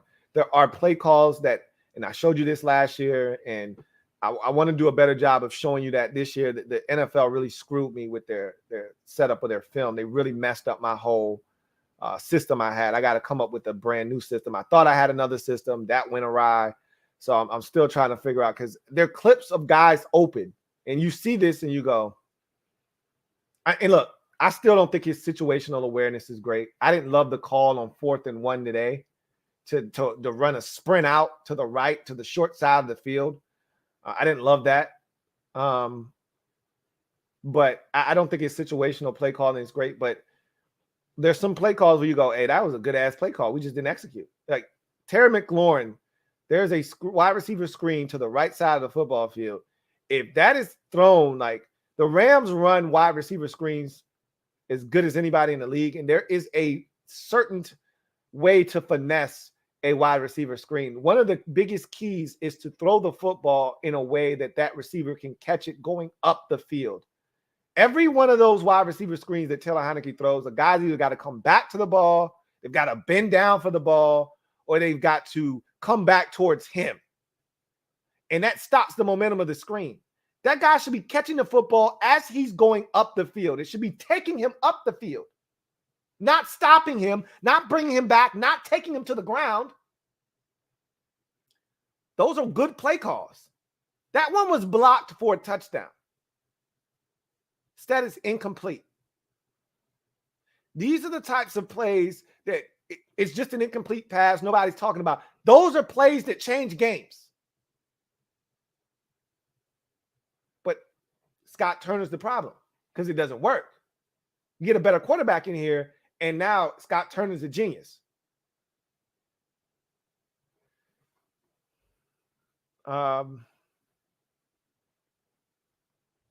Trevor Patch, thank you for the super chat. Greatly appreciate you. My guy, Trevor Patch. Double up. Thank you for doubling up rights.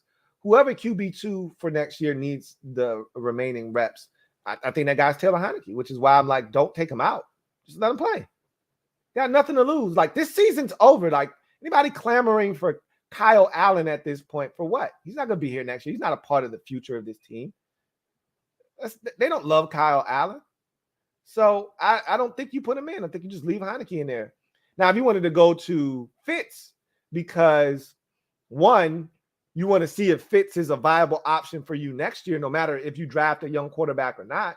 But you say Fitz stays healthy, we think we can win with him.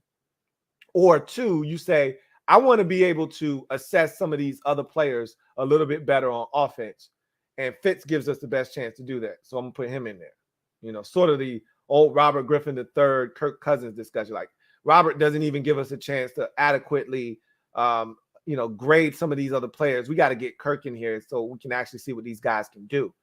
If that's how you feel about Heinicke, which I don't think they do, but if that's how you feel about him, then you go maybe to, Fitz when he gets healthy. But other than that, I just say you keep Heinicke in there because, like I said, I'm all about finding out what dudes can ride. Who's getting inside the whip and riding for the future. And Heinicke's one of those dudes. I don't know if he's the long-term answer at backup, but he'll be here next year. He'll be here next year as a backup quarterback. So why not?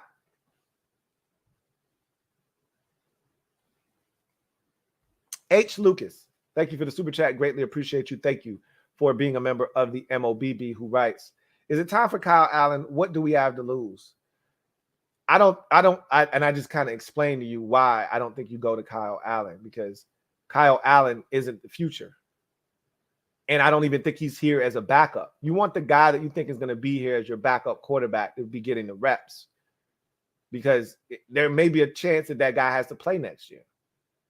So the competitive portion of the season is done. So bringing in Kyle Allen makes zero sense if you don't think he's the answer, not only as, Not only is he not the starter, but he's not also not the answer at backup. Then why are you playing him? What does that do? Does it help you for the future, which is what you should be doing now? Everything you do from here on out the rest of this season should be steps taken to help this team improve for the future. Meaning guys that are going to be here need to be playing as much as possible. Like if you want to, I don't know if he's ready or not, but it's time to see more of Samis Reyes. Again, who are you taking out to get that done? I don't know if you can take anybody out. You really like what you're getting out of Ricky Seals-Jones. Logan Thomas will be back after the bye week. You still want to see what John Bates is doing. So, I mean, theoretically, there's no space for him. But, if an opportunity were to arise, these are the kind of guys you want to see get reps. Like I said, I want to see more Khaleke Hudson. See these guys get reps. Derek Forrest, they're going to bring him back off of IR after this bye week. Throw his ass out there. Maybe not right away, but at some point, I want to see. I don't think he's a good safety, personally. Just think he's really athletic and a great special teamer. I don't really think he's a good safety. But let's find out. I might be wrong. Throw his ass out there. Let's see what he's got. That's kind of where I'm at with it. If you're young and we think you've got a chance, Shaka Toney. I don't want to see any more Casey Toohill. F Casey Toohill. Throw Shaka Toney's ass out there. Let's see what he's got. That's where I'm at with mine now. I want to see these young boys. Can you help or can't you? I just need to see a little flash here or there from a Shaka Toney. Okay, he'll get bigger, a little stronger, and maybe he'll be able to actually be a good rotational depth guy at the defensive end position for us. I don't know. We'll see.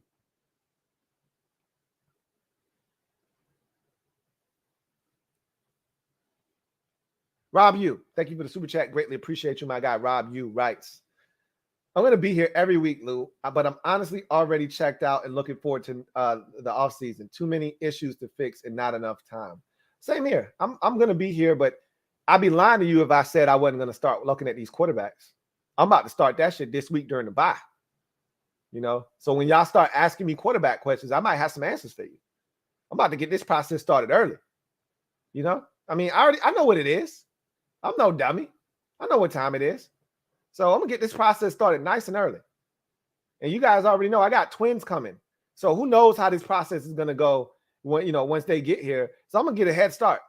Teams allowed me and afforded me the opportunity to get a head start on these QBs. I'm going to take advantage of it.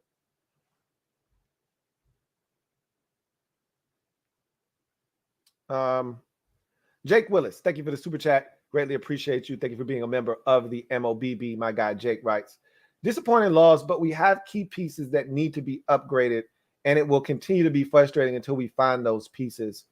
Mainly the quarterback, though. I mean, honestly speaking, games like today show you that while you have pieces, you're a long way from where you need to be. And it all starts at the quarterback position, But Denver stinks. My God, they are horrible. They are terrible.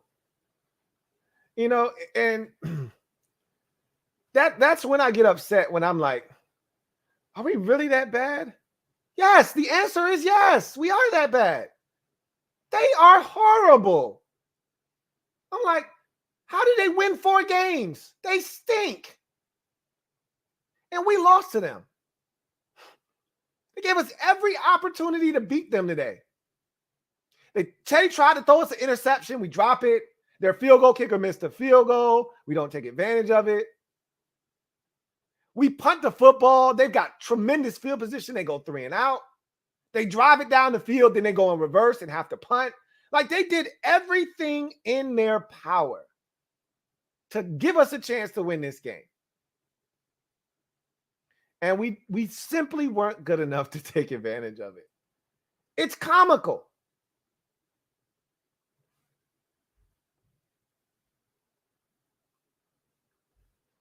Ryan F. Thank you for the super chat. Greatly appreciate you. My guy Ryan writes, I think that we have gotten comfortable losing. When that happens, the effect of losing wanes. Will take some leadership to step up and drive the bus.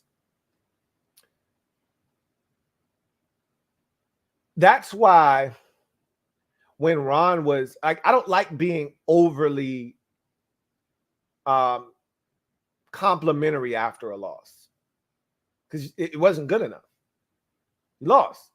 That's why last week when I was excited after the Green Bay game, I was like, I'm uncomfortable being this excited after a loss. But what gave me hope was, hey, we're not playing Green Bay the rest of the season. We got Tampa Bay. That's the closest thing you're going to get to that. And they might be better than Green Bay, but you're not playing Green Bay anymore. Everybody else on the schedule is pretty much doable. So if you can give us the same kind of effort, but actually score in the red zone, which this effort technically wasn't that far off. We moved it down. What was our red zone percentage in this game? Let's take a look at this again. Let's see what we were in the red zone this week. 0 of 2 in the red zone. So 0 of 4 last week, 0 of 2. This game wasn't that dissimilar. Let me see what the total yards were. Last week we had 4-something. We had 342. The Broncos had 273 yards of total offense. This game wasn't dissimilar to last week's game. And I clearly said, if we play like we played this week being last week against Green Bay, moving forward, if we do this against Denver, we'll beat them as long as we score in the red zone. Well, we did exactly that. The defense forced a turnover. They got sacks. They pressured Teddy Bridgewater. They barely had any offensive yards. They only scored 17 points. That ain't shit. The offense had almost 100 yards of total offense, more than them, like they did last week against Green Bay. We moved it up and down the field. But when it counted, when it mattered most, we didn't convert. And that's why this is frustrating. I was too excited about the loss last week. And I don't like Ron. Let the fans do that shit. Let me be excited and upbeat about a loss. As a coach, you should make life miserable for them when they lose. I remember listening to Jimmy Johnson and the players that played for him. And they said how uncomfortable Jimmy would make it when they would lose. Like they wouldn't even be able to they weren't even allowed to eat on the flight or the team bus back.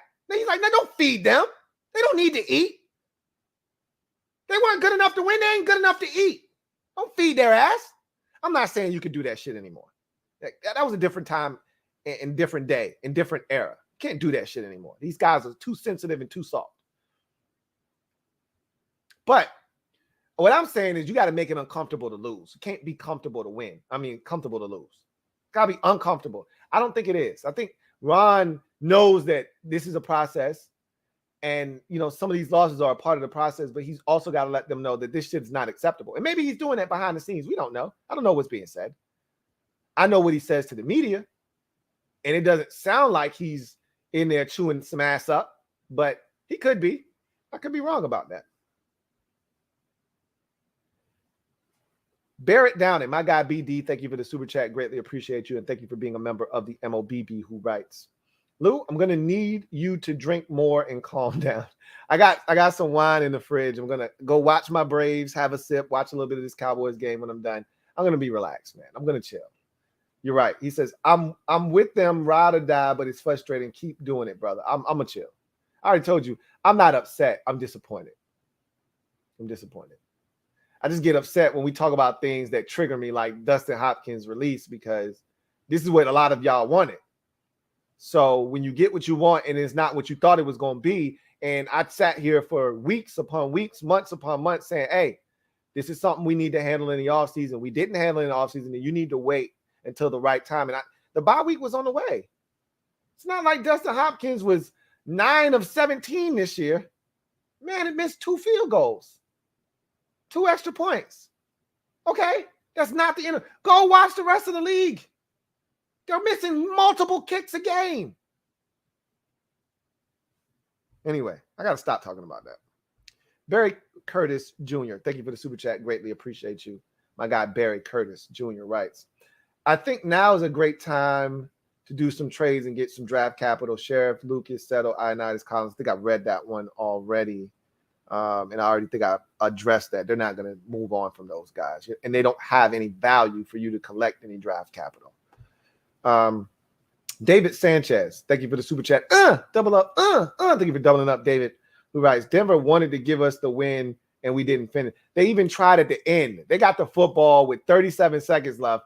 All they got to do is run it 3 times, make us use our 3 timeouts, punt it to us, and then make us look. We haven't been able to score a touchdown the whole entire game. What makes you think if you punt the football and force us to have to go 75 yards in less than 25 seconds, that we're going to be able to do it with no timeouts? And these jokers come out and they throw it twice and then fumble on the last one. Like, seriously? And give it right back to us? We got 2 whole timeouts in like 20 some odd seconds. And we can't even get remotely close to take a shot at the end zone. Pathetic. Like I said, they stink. We just stink worse. And that's so hard sometimes to stomach. Derek B. My guy, Derek B. Thank you for the super chat. Greatly appreciate you. Thank you for being a member of the MOBB. Double up. Thank you for doubling up. Who writes, 3 field goals is still a loss, 17-16. It's not, though, because if you get down there, you don't need a touchdown the last time, Derek. You don't need a touchdown. Now you just need a field goal. Now you can try to play to run out the clock and kick a walk-off field goal, which I wouldn't have trusted because I'm thinking it's going to get blocked any damn way. But if he makes 2 out of the 3 field goals that he missed, and he's 3 or 4 at the time of that final possession when we drive it all the way down there, we're looking for a walk-off field goal 19-17. Red zone, lost the game. I'm not going to disagree with you. That's the 2nd week in a row. 3rd week, if you want to be honest. We didn't even get to the red zone against the Chiefs, but third week in a row where the red zone offense was a problem. Not getting to the red zone is a problem in itself. In the last 2 weeks in particular, 0 of 6 in the red zone. That's how you lose football games. I said D-Hop cut was a bitch move as if he were the main problem, but don't turn him into Mosley. No one's trying to turn him into some type of martyr. That's not what I'm looking to do. I said that you could get rid of him. I can't keep protecting him if he's not going to make kicks. But I said there's a time and a place to make that happen. And I said very clearly, there is nobody on the streets right now that is going to make you feel like we made the right decision. Nothing out on the streets is worth having this time of the year in the field goal kicking department. Trust me, if a guy could kick, he would be on an NFL roster because every team is searching. Unless you got a Justin Tucker or the Packers have Mason Crosby, unless you got one of those types of kickers where you just have the utmost confidence in that guy, no matter what, everybody's searching for a kicker. And everybody's went through the list of kickers that are out there 2-3 times over. Trust me, these guys have been through these NFL teams on Tuesdays trying out left and right. They're out there for a reason. You weren't going to find anything better. That was my point. Not that Dustin Hopkins was on his way to the Hall of Fame and that they made a foolish decision. No, the decision to get rid of him wasn't foolish. It was when they decided to do it. That's what was foolish.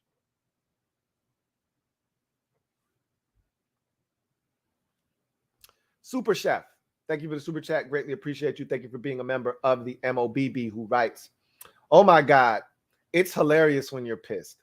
I try not to be. But it's so true, bro. Clearing my throat. Don't no other losing team play this terrible. We cursed.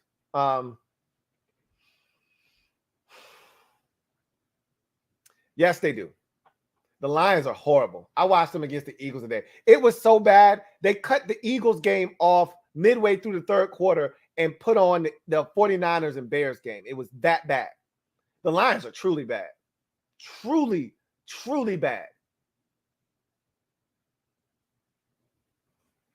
But yeah, I mean, we're in that same boat. Like one of those teams where you just say, when is this shit going to end? When are we finally going to get it right? Like, at least the Lions had a franchise quarterback. They had a franchise quarterback and a Hall of Fame wide receiver. They just couldn't figure it out. We ain't even had that. They have a receiver that played in the same era as Matthew Stafford already in the Hall of Fame in Calvin Johnson. Heavens to Megatron. We ain't had that remotely close to that here in Washington. They got a quarterback that could ultimately end up in Canton, or had one in Matthew Stafford, traded him away. They just couldn't figure it out. We haven't even been close to that. The closest we've ever come is Kirk Cousins. You know, that little 3-year stretch there with Cousins.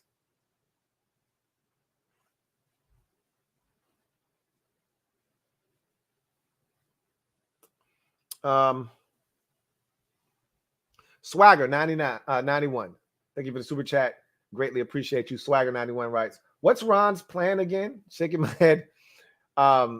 It's to get the young guys out there, to have them prepared to drop a quarterback in the middle and just take off when that guy gets here.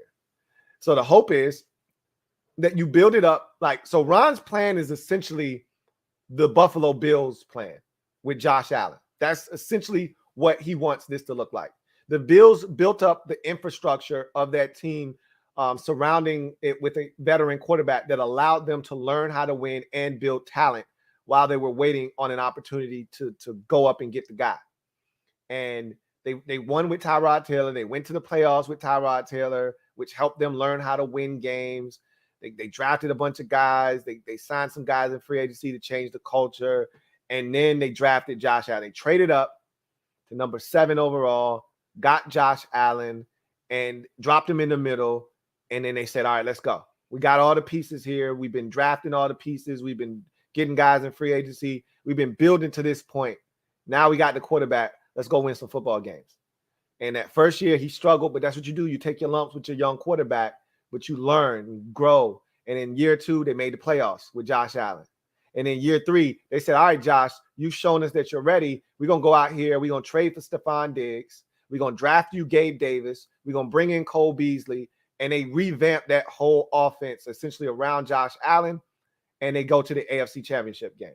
Now Josh Allen looks like one of the best quarterbacks in the league, and the Bills look like they're destined to make the playoffs every year for the next decade. That's what Ron's plan is.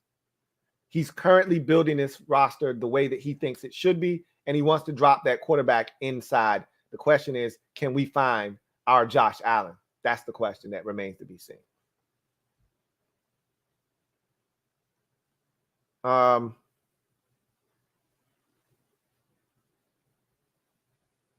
Fat American, thank you for the super chat. Greatly appreciate you. My guy, Fat American writes, Louie, I think I figured it out. In order to have a winning record, we must win more games than we lose. In order to win, you must score more points than the other team. This is what I truly believe. Those are really astute observations, Fat American. I think you're spot on, man. In order to win more games than in order to have a winning season, you have to win more games than you lose. In order to win games, you have to have more points on the scoreboard than the other team. Those are absolute facts. Unquestionable. I mean, there's nothing else to add to that. I think you're onto something there. Zachary Minor, thank you for the super chat. Greatly appreciate you. Zachary writes, Scott Turner's inconsistency running the football was a problem. He fixed it somewhat today, but he called 4 pass plays with 3 timeouts under 2 minutes. That kind of harkens back to situational awareness. I mean, I told you, I don't have a problem with Scott Turner's play calling. My problem is with his situational awareness, but again, for as much as I complain about his situational awareness, better execution of some of his play calls would make some of the complaints about situational awareness subside. Because even if you think you should run it on 3rd and 1 or 3rd and 2 or 3rd and 3, if you're going for it on 4th down and you don't get it with the pass, but if you go back and watch the play that he drew up and a guy's wide ass open for a touchdown, you say, well, with a better quarterback, you're saying, shit, good ass play call, Scott Turner. You ain't talking about, man, we should have run it. We scored 38 points and Scott's got it going and the quarterback's throwing dimes and we scoring touchdowns on 3rd and short. You ain't complaining about we should have ran it more. You only start complaining about that stuff when it doesn't work. Some of the reason it's not working is because lack of execution by some of the players mainly the quarterback. Some of it is our guys not getting open too. Like, we can't just put it all on Heineke. Some of it is our offensive line getting their ass beat. Like, it's not always the same guy, which is what I was talking about with the defense earlier in the season. It's not always the same guy. It's not always the same culprit.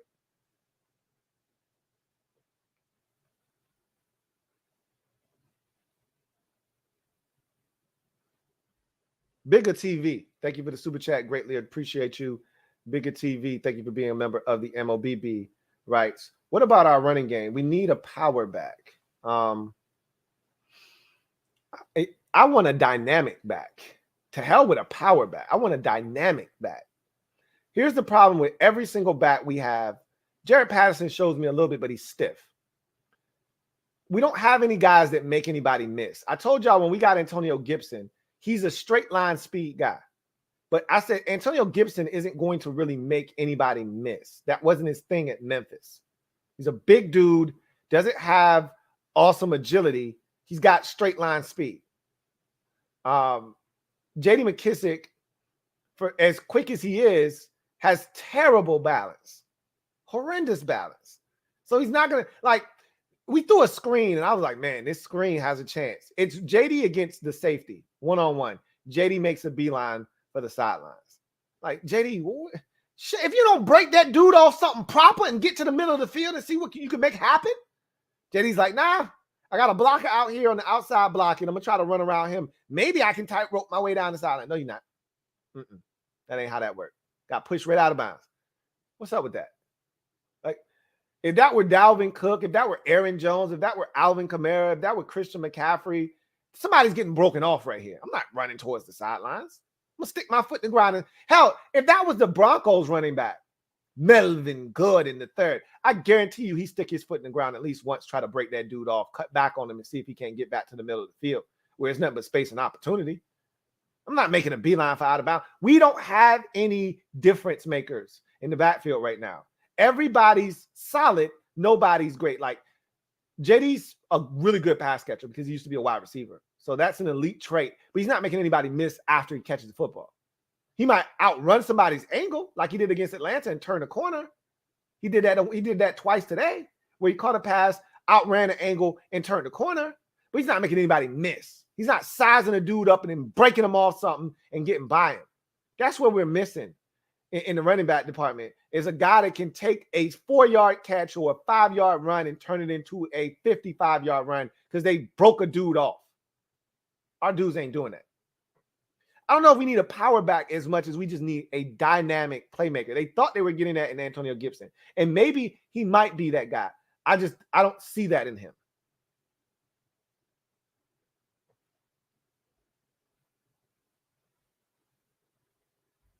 Zachary Minor, thank you for the super chat. Double up. Thank you for doubling up, Zachary Minor, who writes, Landon A- today. Landon was fantastic, just like he was last week. I'm right there with you, Zachary. Evman the Skiller, thank you for the super chat. Evman the Skiller, who writes, Heineke isn't it. Defense continues to improve, and the scariest thing on that field was watching those sorry excuses of field goal attempts. Yeah, I mean, it was funny because I know a lot of people had their confidence essentially wane in Dustin Hopkins. At one point, Ron lost confidence in Dustin to where he wouldn't even send him on the field for a 50-yard field goal. Instead of attempting for a field goal, he went for it on like 4th and 10. And you're like, yo, Ron, what's up with that, bro? He didn't trust Dustin. Well, at this point, I was saying, can you trust Chris Blewett to go on the field and kick a 35-yard field goal or 40? It don't matter where it's from. He can't get it up high enough. Do you trust him to go out there? I damn sure don't. If it's 4th and 3, I'm like, just put the offense on the field. I know we ain't going to get the shit, but it's better than having the field goal block.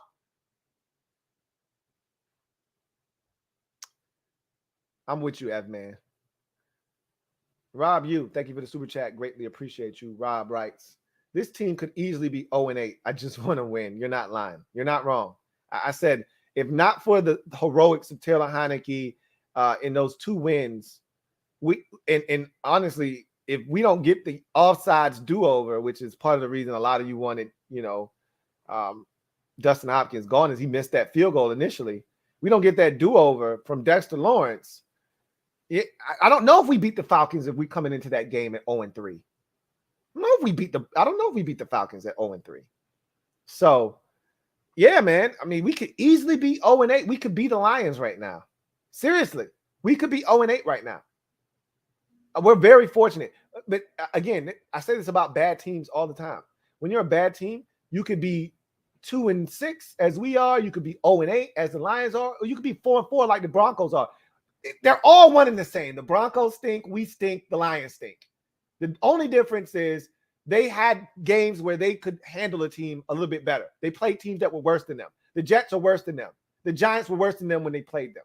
The Jaguars are worse than them. And we're worse than them. So they were able to beat 4 teams that are technically worse than them. But they're not good. We're not good. And the Lions aren't good. And the difference between 4-4, 2-6, and 0-8 is who you play. And if we played those teams, we're probably 4-4 as well. Probably. I can't say that with 100% certainty. I don't know that the Jets don't kick our ass, or the Giants, we already beat them, or the Jags don't spank us. I don't know what happens. But that's the difference between the bad teams is luck, when you play a team, and who you've played. You catch a team when they're banged up and they don't have all their guys in the lineup. You can catch them on a bad week and you can get a win.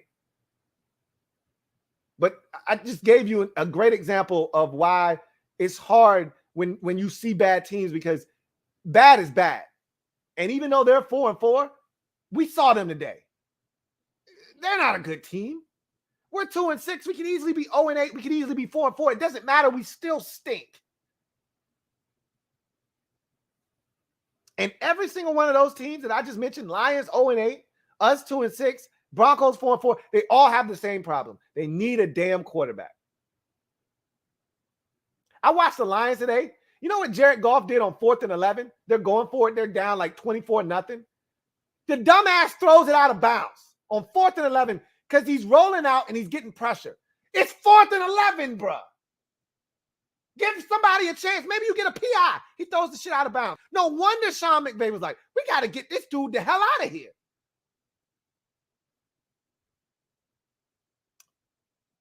T-Roy, thank you for being a member of the MOBB. Greatly appreciate you, and thank you for the super chat who writes, was it Heineke not seeing the throws in the red zone? To me, the calls were suspect in the red zone. Got to watch the film. Got to see exactly what he was seeing and what was out there. But I can tell you in past weeks, guys were open. Guys were open. And I'm going to watch it today. I bet you 1 or 2 times I'm like, had a guy. He didn't see him. He wasn't reading that side of the field, whatever the case may be. But I guarantee you somebody will be open. Enigma RJ, thank you for the super chat. Greatly appreciate you. Enigma RJ writes, I still believe in Ron's plan. I'm in the back seat, just mad right now. I'm mad too. You know, playing some slow jams up front. Not in the mood to hear you and Ron talking about the plan right now. Turn up the radio. That's essentially, I shut my mouth. All right. I ain't trying to talk about nothing, but I just want to hear this music, man. Turn the radio up. I'm with you, bro. 110%. Like, Ron, I don't even want to hear from you right now because you're the reason we got this damn Blewett kicker in here. Just drive the goddamn car. All right? I'm with you.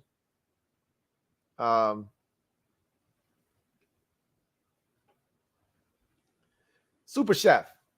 Double up. Thank you for doubling up, Super Chef. Greatly appreciate you.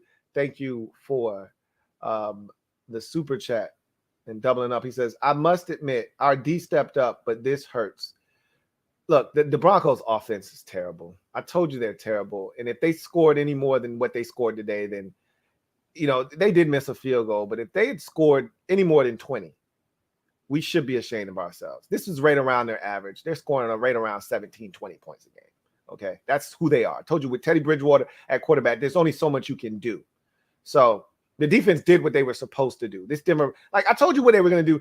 They had a play where they checked it down on 3rd and 8, and Chase Young's over there strifing like John Bostic. Okay, not going to let you cut back. Not going to let you cut back. We're going to let them run and get 9 yards on 3rd and 8. That's the shit I'm talking about. Like, we knew what they were going to do. You got to stop it. You know what they're going to do. But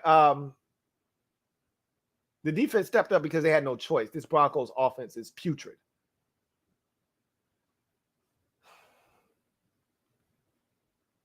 Chauncey Davis, thank you for the super chat. Greatly appreciate you.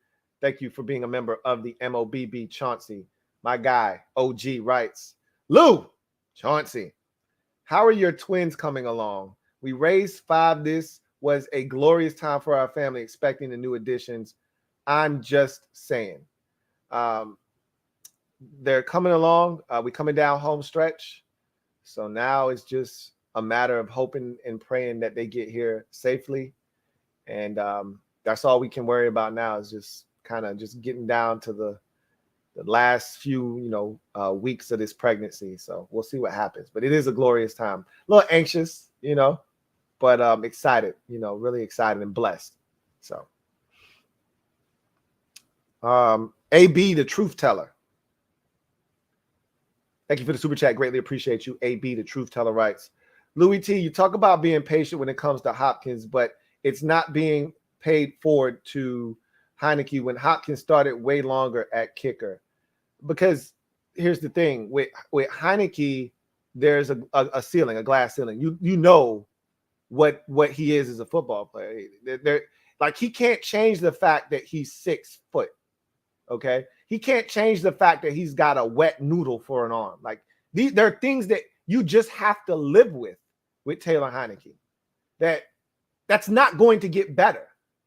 If he had it doesn't matter that he's 6 feet. If he had a cannon for an arm, then he might be able to make some of these throws. Or if he was a better decision maker, he might be able to get away with some of this stuff. But there's certain things that he just doesn't do that you see, that you say, even with time, it's not going to get much better than what it is. You don't need a lot of time to see that, with quarterbacks.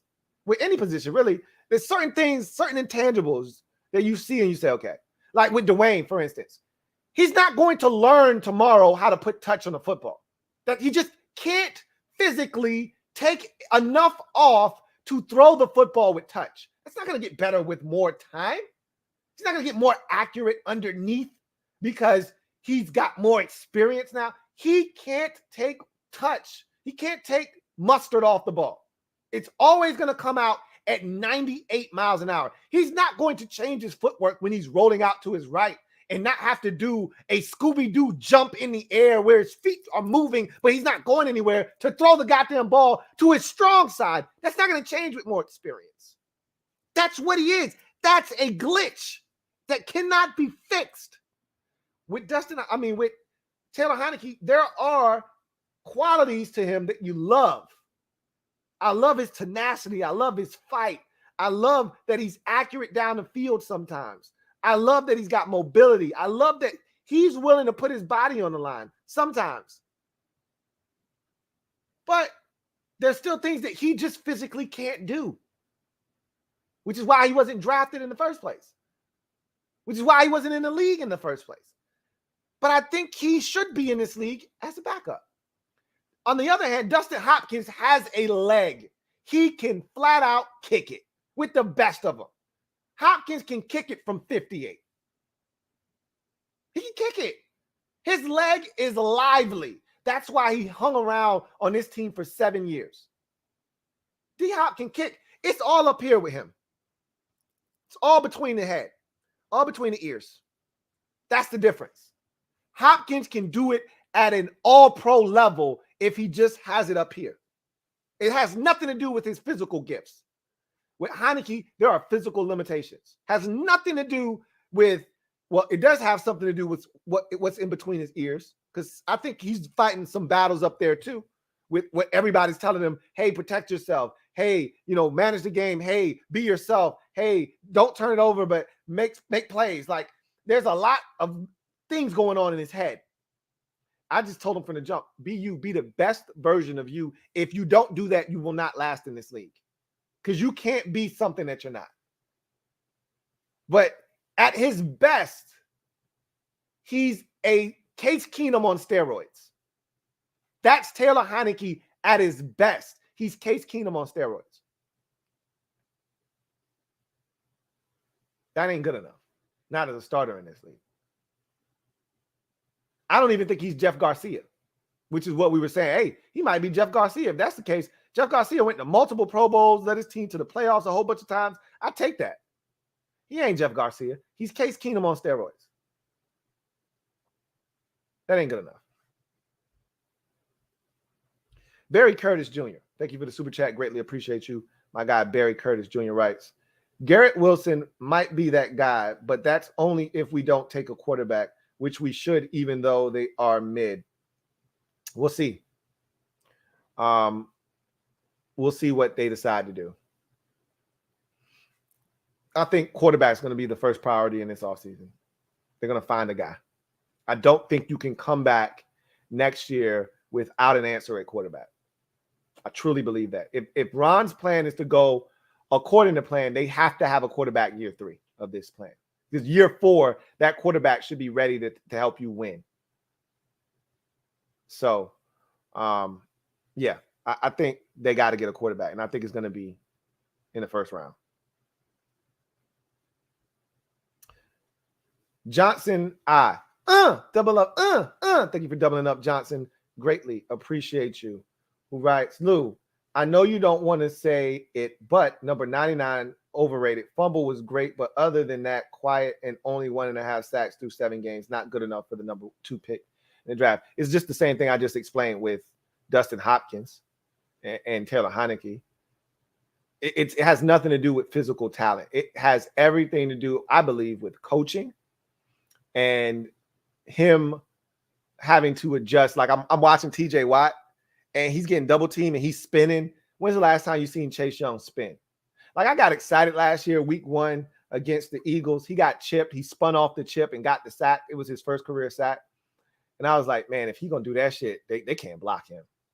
I haven't seen him do that since. Okay. I can't tell you that might be the last time I seen the man spin. And that spin might have happened on accident because the chip hit him in his shoulder in such a way that it forced him to spin. And he went right by Jason Peters for the sack. I don't even know if he did that on purpose. That's just not even in his repertoire. That's poor coaching. That's what that is.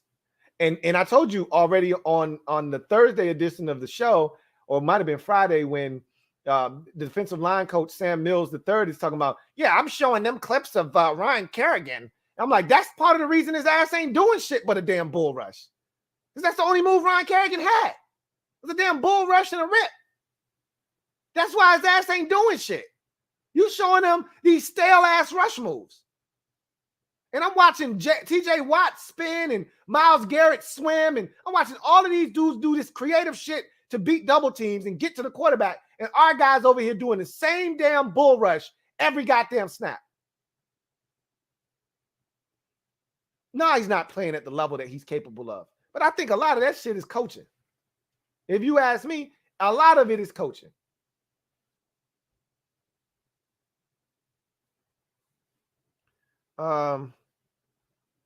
See where we are.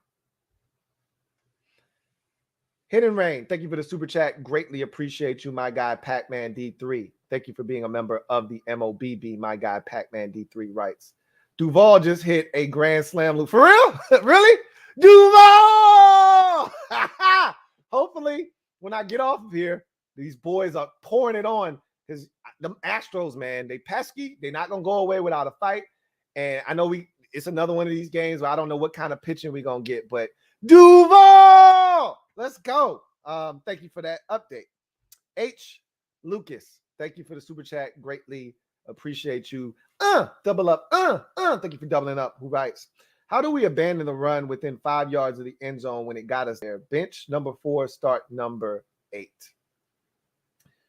Again, I don't know if we ever got within 5 yards of the end zone in this game. And I can't recall us having a field goal attempt or going for it being that close. We never got that close in this game, I don't think. But, I mean, again, that's that situational awareness with Scott Turner. But, again, I try not to be overly critical, because I've seen guys open in some of these instances where we thought he should have run, you know, and the play call might not have been the worst. It just might not have been executed properly. So, Marcus Dixon, thank you for the super chat. Greatly appreciate you. My guy Marcus writes, from a Giants fan, what happened to Chase Young? Is he getting double teamed all the time? No, he's not. Chip block, or is he just doesn't have the aggression he did last year? He's getting chipped, he's getting doubled, but not all the time. He's getting his fair share of one-on-ones that he can win. He's just not winning. He's not using any variety. Right now, he doesn't have any moves in his tool belt, okay? All he's got right now is a bland-ass Phillips head screwdriver. Or excuse me, a flathead. He don't even have a Phillips. He has a flathead. No, you know what? He's got a Phillips.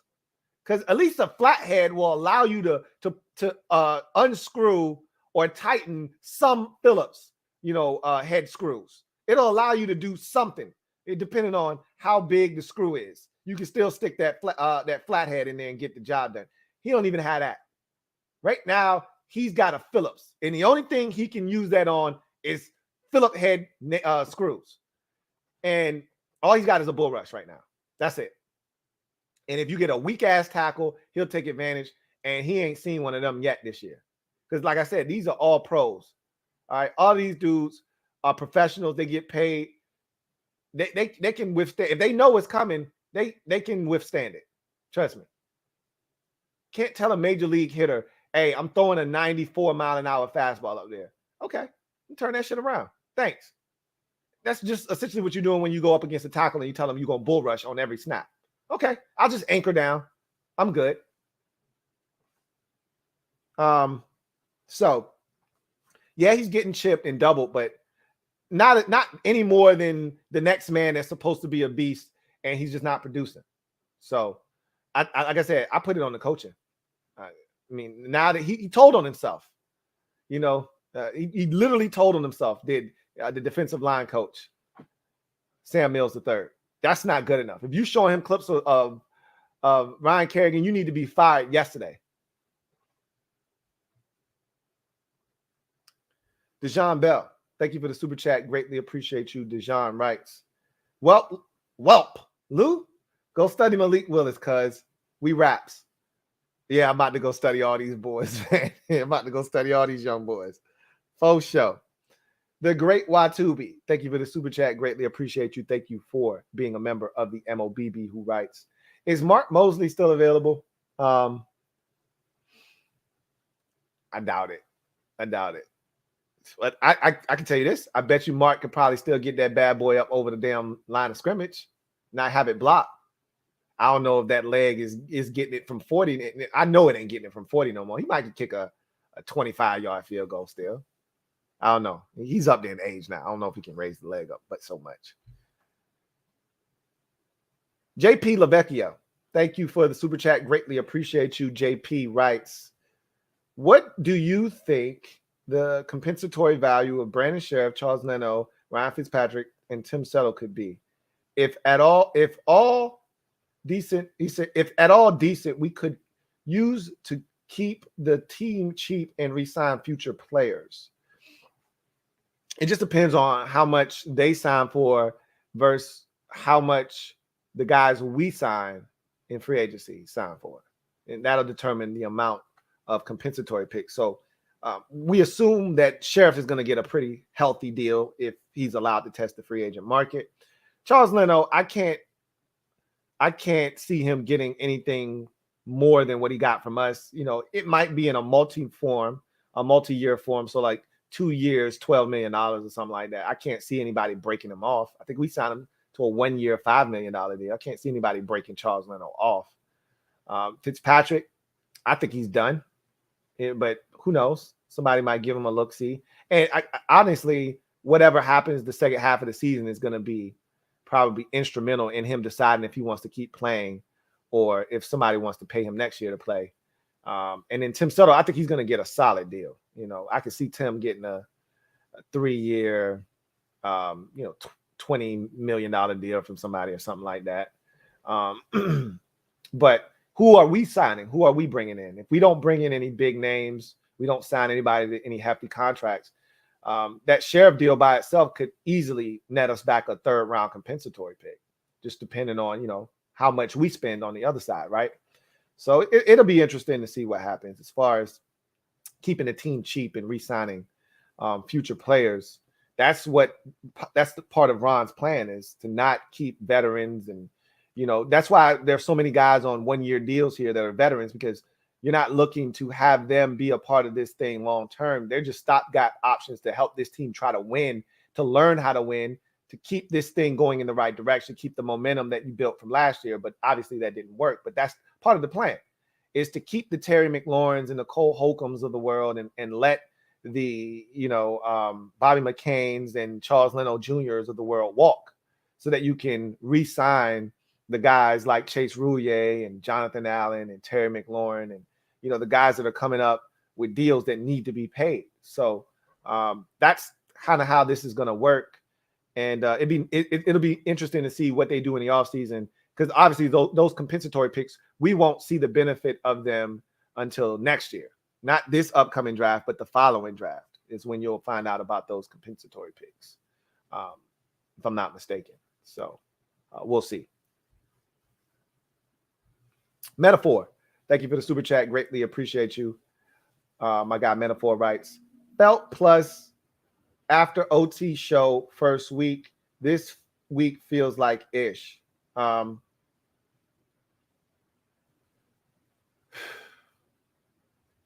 You know why this one feels like ish? Because it's over, and it's over. It's over. And that those are always the hardest shows, when you come to that realization that it's over. Especially when there's so much football left to be played. But I've been down this road so many times that it doesn't faze me as much.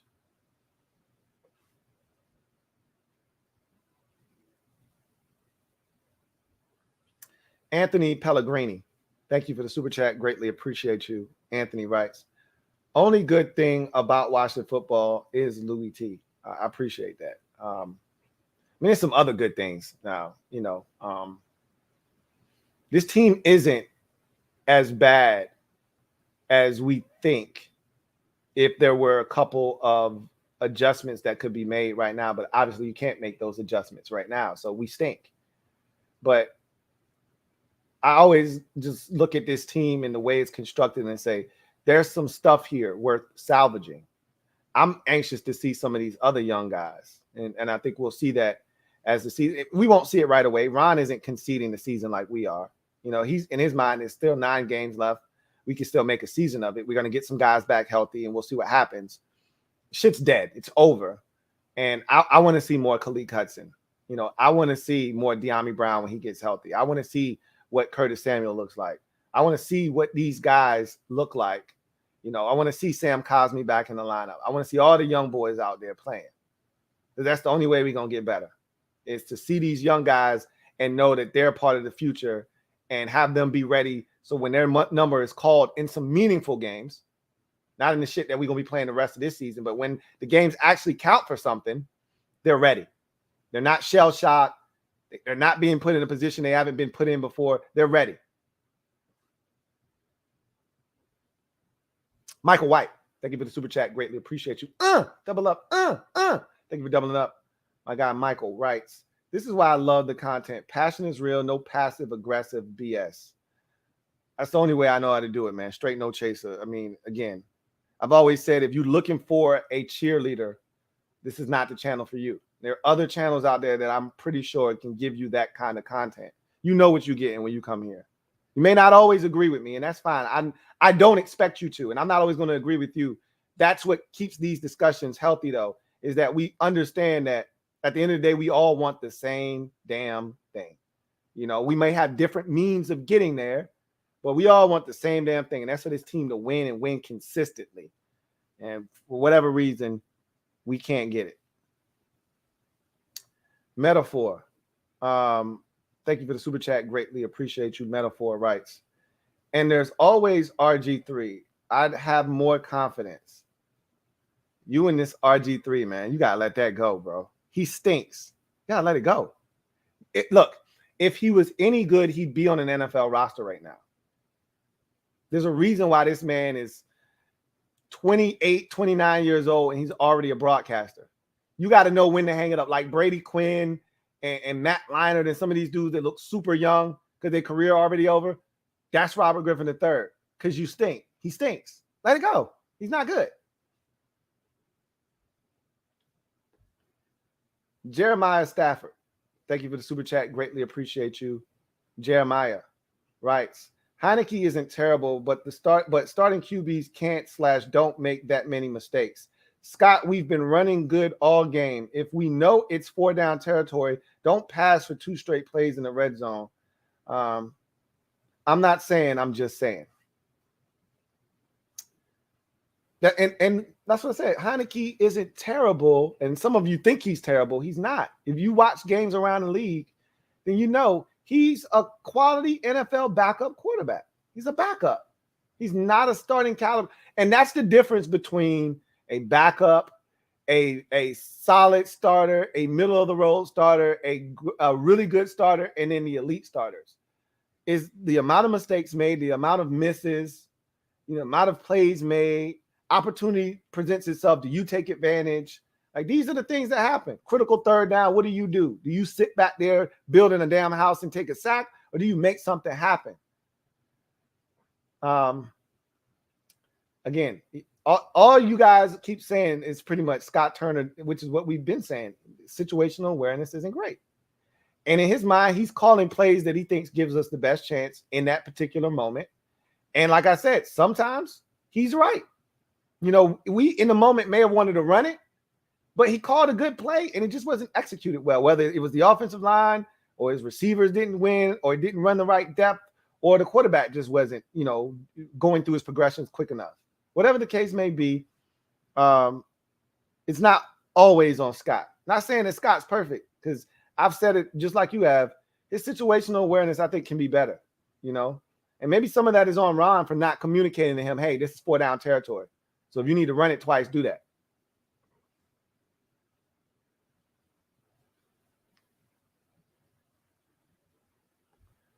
Skylar Vergara, thank you for the super chat. Greatly appreciate you. Skylar writes, at least John Allen has earned his check so far. The defense is moving up in the ranks. Landon was balling in that nickel. Think he finds a niche here? Hey, if he keeps playing like this, Landon will be on the roster next year. Okay? We figured, this is last year Landon anyway. He keeps playing like this, he'll be back next year. This is the role for him right here. And we can call him whatever. You want to be a safety still? You're still a safety. You're just a box safety, okay? Semantics, like I said, it doesn't matter. Linebacker, safety, who gives a shit? As long as he's around the line of scrimmage playing like that, I got no problems with whatever he wants to call himself. I think he's found a niche. That's where he needs to be. John Allen, I second that notion. I was one of those people that say, hey, man, if it's one dude we can find a way to move on from, it's John Allen. No, it's not. He the only dude that seemed to know how to find a quarterback. Teddy Bridgewater fell down on the play, and we still almost ain't sack his ass. He still almost was able to get up. This shit is pathetic, man. Oh, man.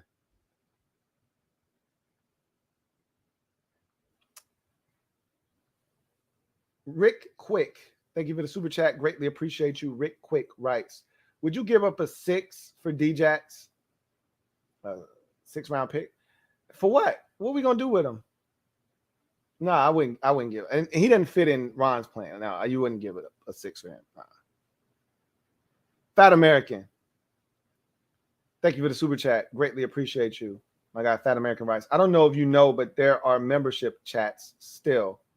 No, I haven't seen them. They don't show up. Like, I see them on the YouTube. That's why I try to have that open. I see them up there sometimes. Then when I go to read them, they're gone. But then when I get them on this screen, it doesn't show up. So I don't see those.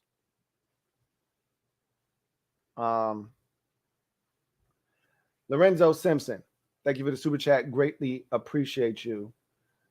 My guy, Zoe, thank you for being a member of the MOBB, writes, Uncle Mo was with us. He was, man. We were having a conversation in the MOBB, watching the game together, talking about I told you, get him a beverage, get him a snack, get him his comfy slippers and his best robe. And you was like, yo, don't forget the recliner and make sure that joint is on vibrate, get his feet up. And he was kicking it with us. After we scored that touchdown, we got a stop. We got the ball back. Uncle Mo was kicking it with us for a while. Then we had an opportunity. They missed a field goal. We had a chance at a field goal. It got blocked again. And that's when Uncle Mo was like, oh, man, this has been nice, Washington. But I think I got to go ahead and head over to Denver. So I was like, no, don't leave yet. And then then Jamin Davis gets the stupid-ass 15-yard helmet to helmet. And then Chase on 3rd and 8 decides to watch the running back, Javonte Williams, run for a first down. And Uncle Mo's like, yeah, I think I'm going to head over there, man. I might catch y'all in a couple more weeks, though. Y'all got to bye next week. I'm not going to be over there with y'all against Tampa. But maybe after that, I might catch up with y'all. I was like, all right, man. I'll see you later, Uncle Mo. He's like, all right, man. Peace. Be up. He says, I even went to get his favorite snacks, came back, and he was gone.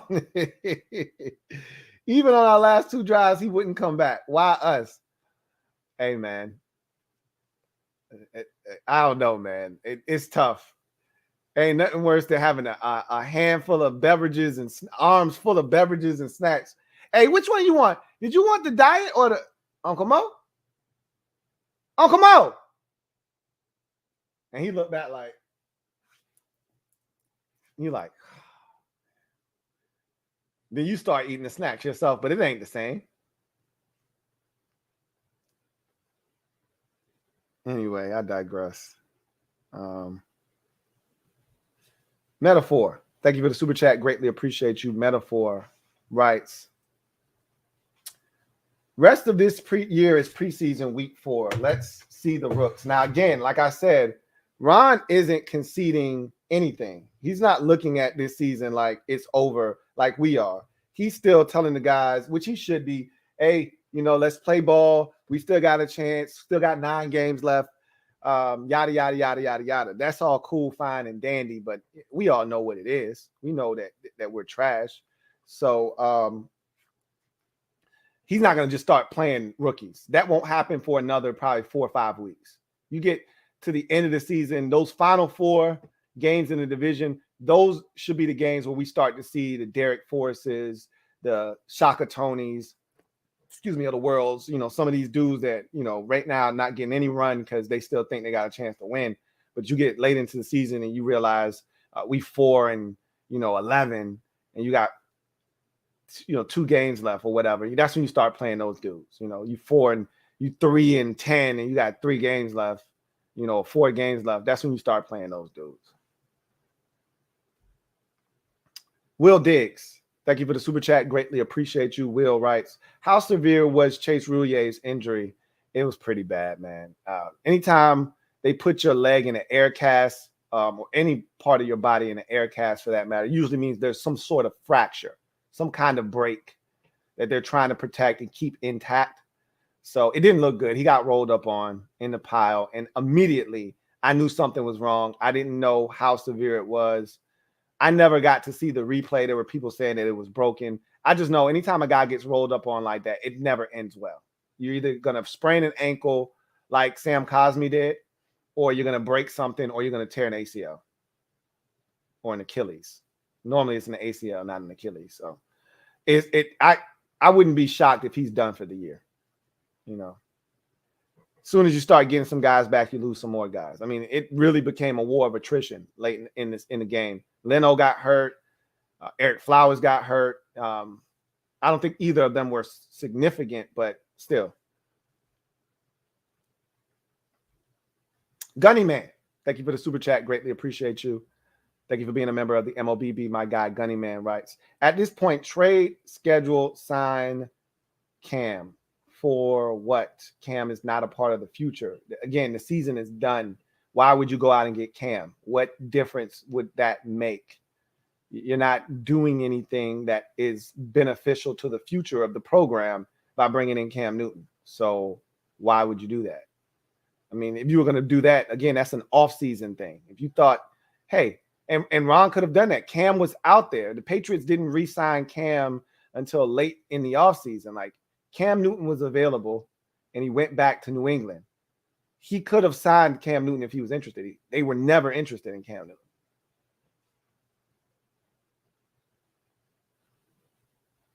Trevor Patch.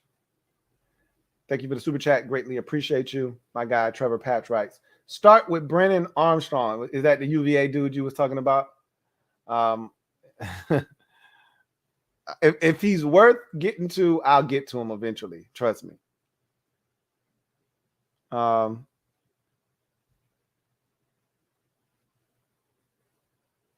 Let's see.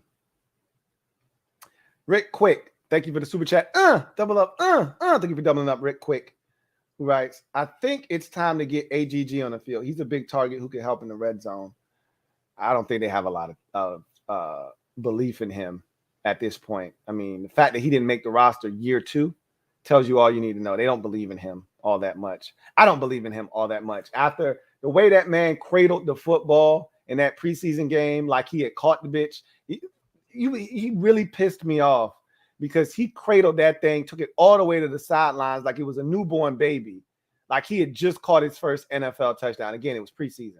But, he needed that confidence. And I talked about, like, he needed that catch. And then to watch the replay, like, man, you knew you ain't catch that shit. You knew you ain't catch that shit. And you doing all that extra? Get your ass off the field, man. Cut his ass. I felt like Coach Red Bouillet. Look at the watch. Cut his ass. Get his ass out of here, man. John Perez, my guy, JP, thank you for the super chat, writes, can you just go ahead and get started with the draft content at this point? I'm going to start doing some work there, but I'm not going to just bail on the rest of the season. That's not how I operate, and you know that. But if I can fit it in, I got a lot on my plate already, but I'm going to start that process. Now how far do I get into the process? We'll see. But I'm definitely going to start that process for sure.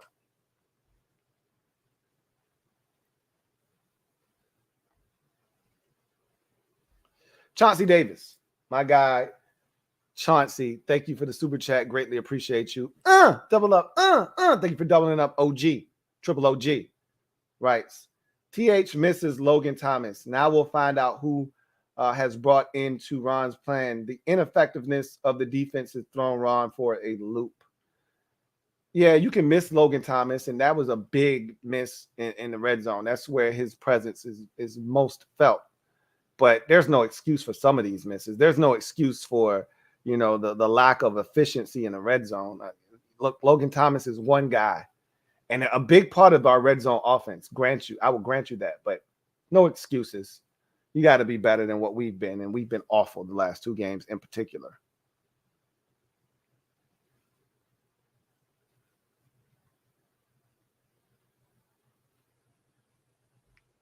AfroCat 2136. Thank you for the super chat. Greatly appreciate you. AfroCat 2136 writes, 3 safety set with 26 exclusively in the box is the moneymaker. Play is much faster. Love 31. He balled today. Need 20 to change the game with the interception. Bobby McCain, that drop interception hurt, but he actually hasn't been that bad back there. Honestly. He had the one snafu against the Falcons, but all in all, he's actually not been too bad. I need him to catch that pick. Teddy gift wrapped it for him. Gotta catch that.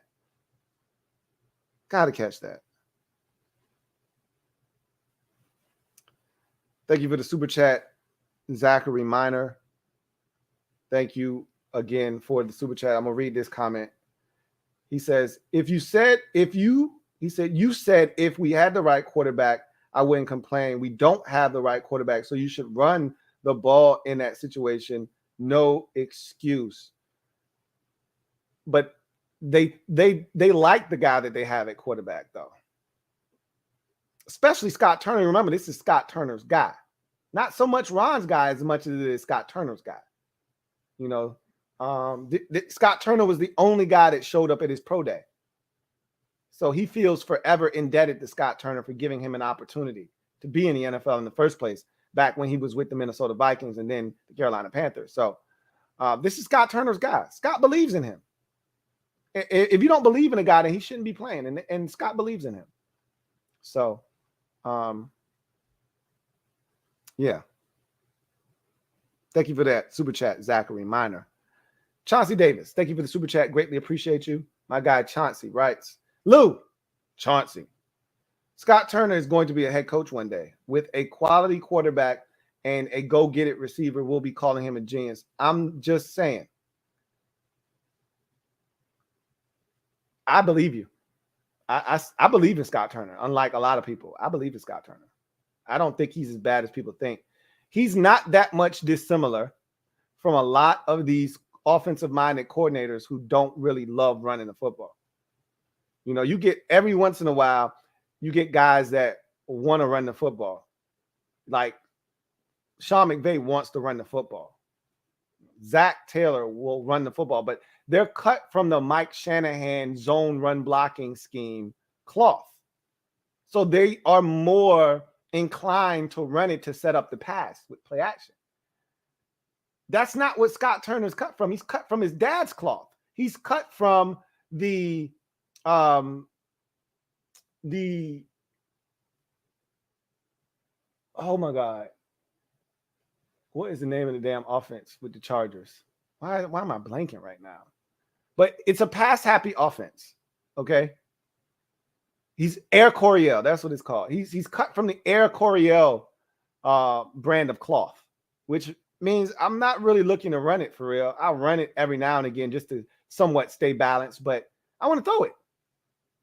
That's his offensive mentality. Is we can use our passing attack to move the football and even have, little, passes like shallow crosses to be an extension of the run game. Get it to the back as an extension of the run game. So it's just different.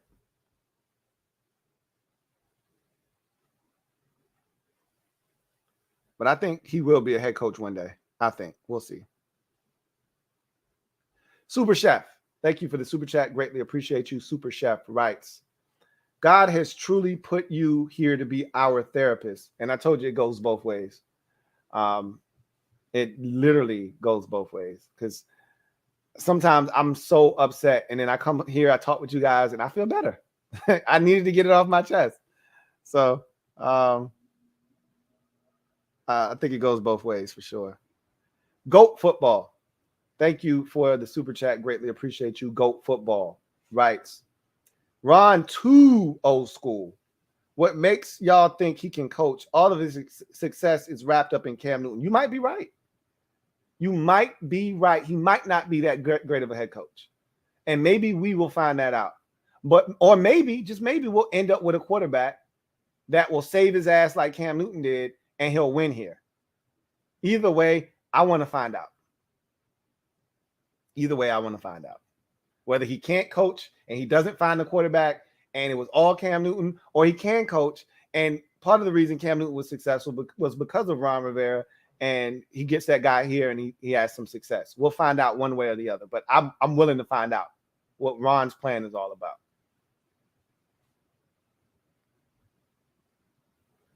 Door Gunner, thank you for the super chat. Greatly appreciate you.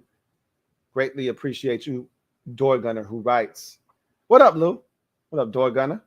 Says, waking up to you in black again looks like I need to warm the leg up and come kick for this team when I get back.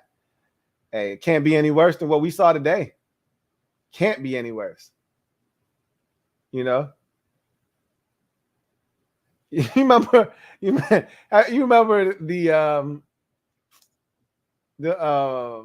longest yard with Adam Sandler?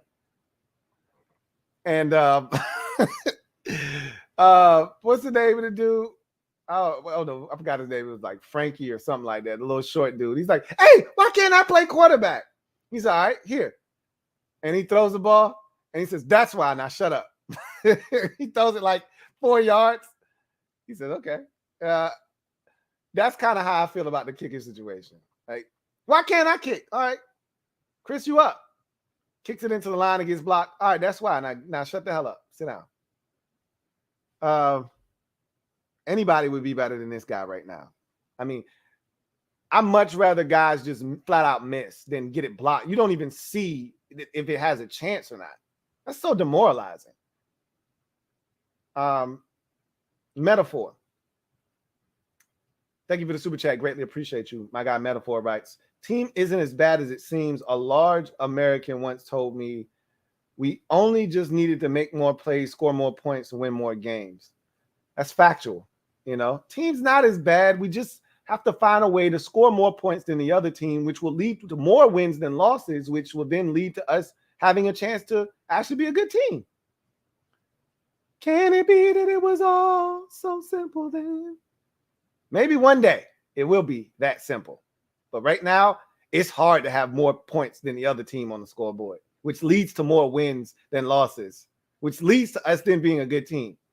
So right now, we're a bad team because none of those things happen for us. Door Gunner, thank you for the super chat. Double up. Thank you for doubling up. Door Gunner, greatly appreciate you. My guy, Door Gunner, writes, said to everyone, pump the brakes on Taylor before the season started. Career backup for a reason. Glad he was given a shot, though. My whole thing was I just wanted to see. I knew what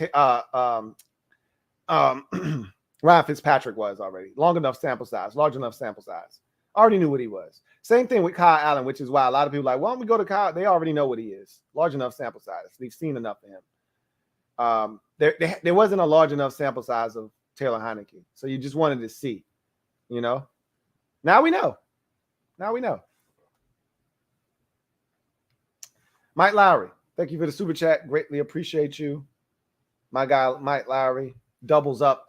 Double up. Thank you for doubling up. Mike Lowry, who writes, is it me or are they completely shooting in the dark by putting our first round pick Chase Young in coverage a few plays per game? That's standard across the league. You drop pass rushers into coverage because it gives the opposition a different look. So a lot of times when you've got a big time pass rusher, you're sliding your protection that guy's way. If he doesn't rush and he drops out and you send pressure from the opposite direction, you throw off the protection and you could easily end up with a free rusher. But it's just a different look. You can't do the same things over and over in this league and expect different results. You have to try different things. And, it's nothing for Myles Garrett to drop into coverage. It's nothing for Khalil Mack or Von Miller to drop into coverage. It's going to happen every now and again. All right. They're not going to rush on every single snap. So it's just something that is done. Yeah. Would you prefer to see those guys rushing? Absolutely. That's what they do best. But that's a part of your job description is to drop into coverage every now and again. Honor Immortal. Thank you for the super chat. Greatly appreciate you. Honor Immortal writes, why can't we seem to run an effective screen? We can run running back screens. We can't run wide receiver screens or tight end screens for that matter. For whatever reason, I can't. One of the biggest issues with the screens right now is the quarterback delivering a catchable football. He's killing us in that department right now. Absolutely killing us.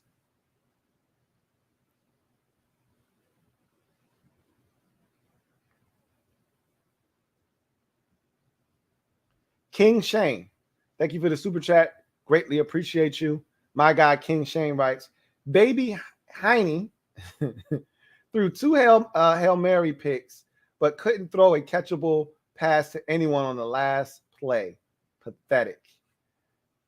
You at least want to give your guys a chance on that play. Seriously.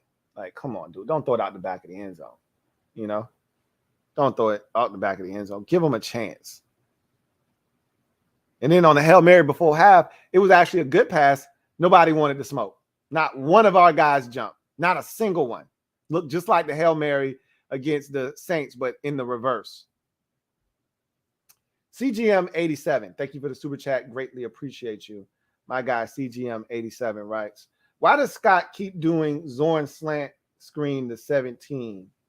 I don't know what you're referencing, but I know I want to see more slants, period. And we tried to run one and it got batted down. And it seems like a lot of Heineke's slants get batted down at the line of scrimmage.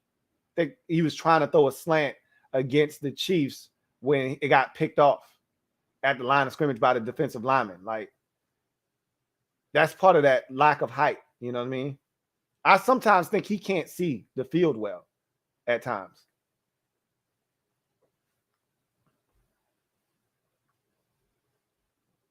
Yes, his name was Brucey. Yes, from The Longest Yard, Brucey. That's right. Got another one here from Door Gunner. Thank you for the super chat. Greatly appreciate you, my guy. Door Gunner writes, I am no Brucey from The Longest Yard. I can kick. I don't know. Brucey is his name. I don't know. I would love to see it, but everybody thinks they can kick or they can do this or they can do that until they get up there, and then they realize, okay, that's why I don't. I do what I do, and they do what they do. Looks a lot easier than what it really is. Anyway, that's the last super chat. I'm gonna get out of here and try to catch up to this Sunday night game in enough time to be ready for overtime. And yeah, season's done. We're now officially 2-6, heading into the bye week, and not really much to look forward to the remainder of the season in terms of a competitive portion of the year. But a lot of young players to continue to evaluate, to see what we have on offense. I'm anxious to see the offense healthy. That's the biggest thing I want to see down the stretch. Outside of the young guys getting an opportunity, is the offense at full mass with Logan Thomas, Curtis Samuel, and De'Ami Brown, and Terry McLaurin all in the mix, and getting Dax Milne some more run. I want to see Dax Milne get more run. When all these guys get healthy, don't forget about Dax now. Still give him the opportunities. And let's see what we got. Let's see what this offense really can look like, so we have something to look forward to. And we say, hey, if we get a real quarterback in here with all these weapons, this is what we could have. This is a taste of what this could be. And we'll go from there. So in any event, J Mart, thank you for the super chat. Greatly appreciate you. My guy J Mart writes, we need a 6'4", 225 quarterback that has mobility in the arm. Sounds great. They don't grow on trees. Everybody wants one of those. Everybody wants a Justin Herbert. Everybody wants a guy that's a big, tall, strapping Josh Allen type quarterback. They don't grow on trees. You're going to have to settle for your Baker Mayfield or your Kyler Murray. They come in all shapes, sizes, and abilities. But I think everybody would prefer the 6'4", 6'5" version with a rifle for an arm and wheels to match. But they don't grow on trees. So we'll see what happens, and we'll see what we can do. Anyway, that's going to do it for me, your man Louie T, here on Washington Football Overtime. Denver Broncos get the win 17-10. This one stung because they stink. But what does that say about us? We're even worse. Yikes. I am a Washington fan, etched in burgundy and gold. My Washington spirit will never die. Washington spirit will never fold until we meet again. Hail to our beloved Washington football team. CGM 87. Double up. Thank you for doubling up, writes. Don't forget a competent OC and GM who isn't terrible. I don't think the OC is as bad as you do, and we'll see about the GM. We don't know what these GMs look like. We don't know how good they are or aren't. Guess we'll find out together this offseason, won't we? I guess we will. So that's going to do it for me. You guys enjoy the rest of your night. I'll be back for overtime once more, this time of the Sunday night variety. Vikings hosting the Cowboys. And hopefully I'll be wearing a smile on my face as the Braves win the World Series, or I'll just be like, hey, we'll get it done in Houston in Game 6. But either way, that's going to do it for me, your man Louie T. We'll be back with some more Washington content tomorrow for Washington Football Nightly, and where we go from here. Until then, got one more super chat on the way out from GearCell1. Thank you for the super chat. Greatly appreciate you, GearCell1, who writes, Ron wears flannel hot pants with yellow stripes and leg warmers every day. He is terrible. That is the perfect way for us to leave today's show with Ron wearing flannel hot pants with yellow stripes and leg warmers. Yikes. That's what it feels like this team looks like right now. You guys, enjoy the rest of your evening. I'm going to go wallow in self-pity and have a drink. Hopefully the Braves can cheer me up. You guys enjoy the rest of your night. I'll see you guys next time. God bless and good night. Louie Tee Network.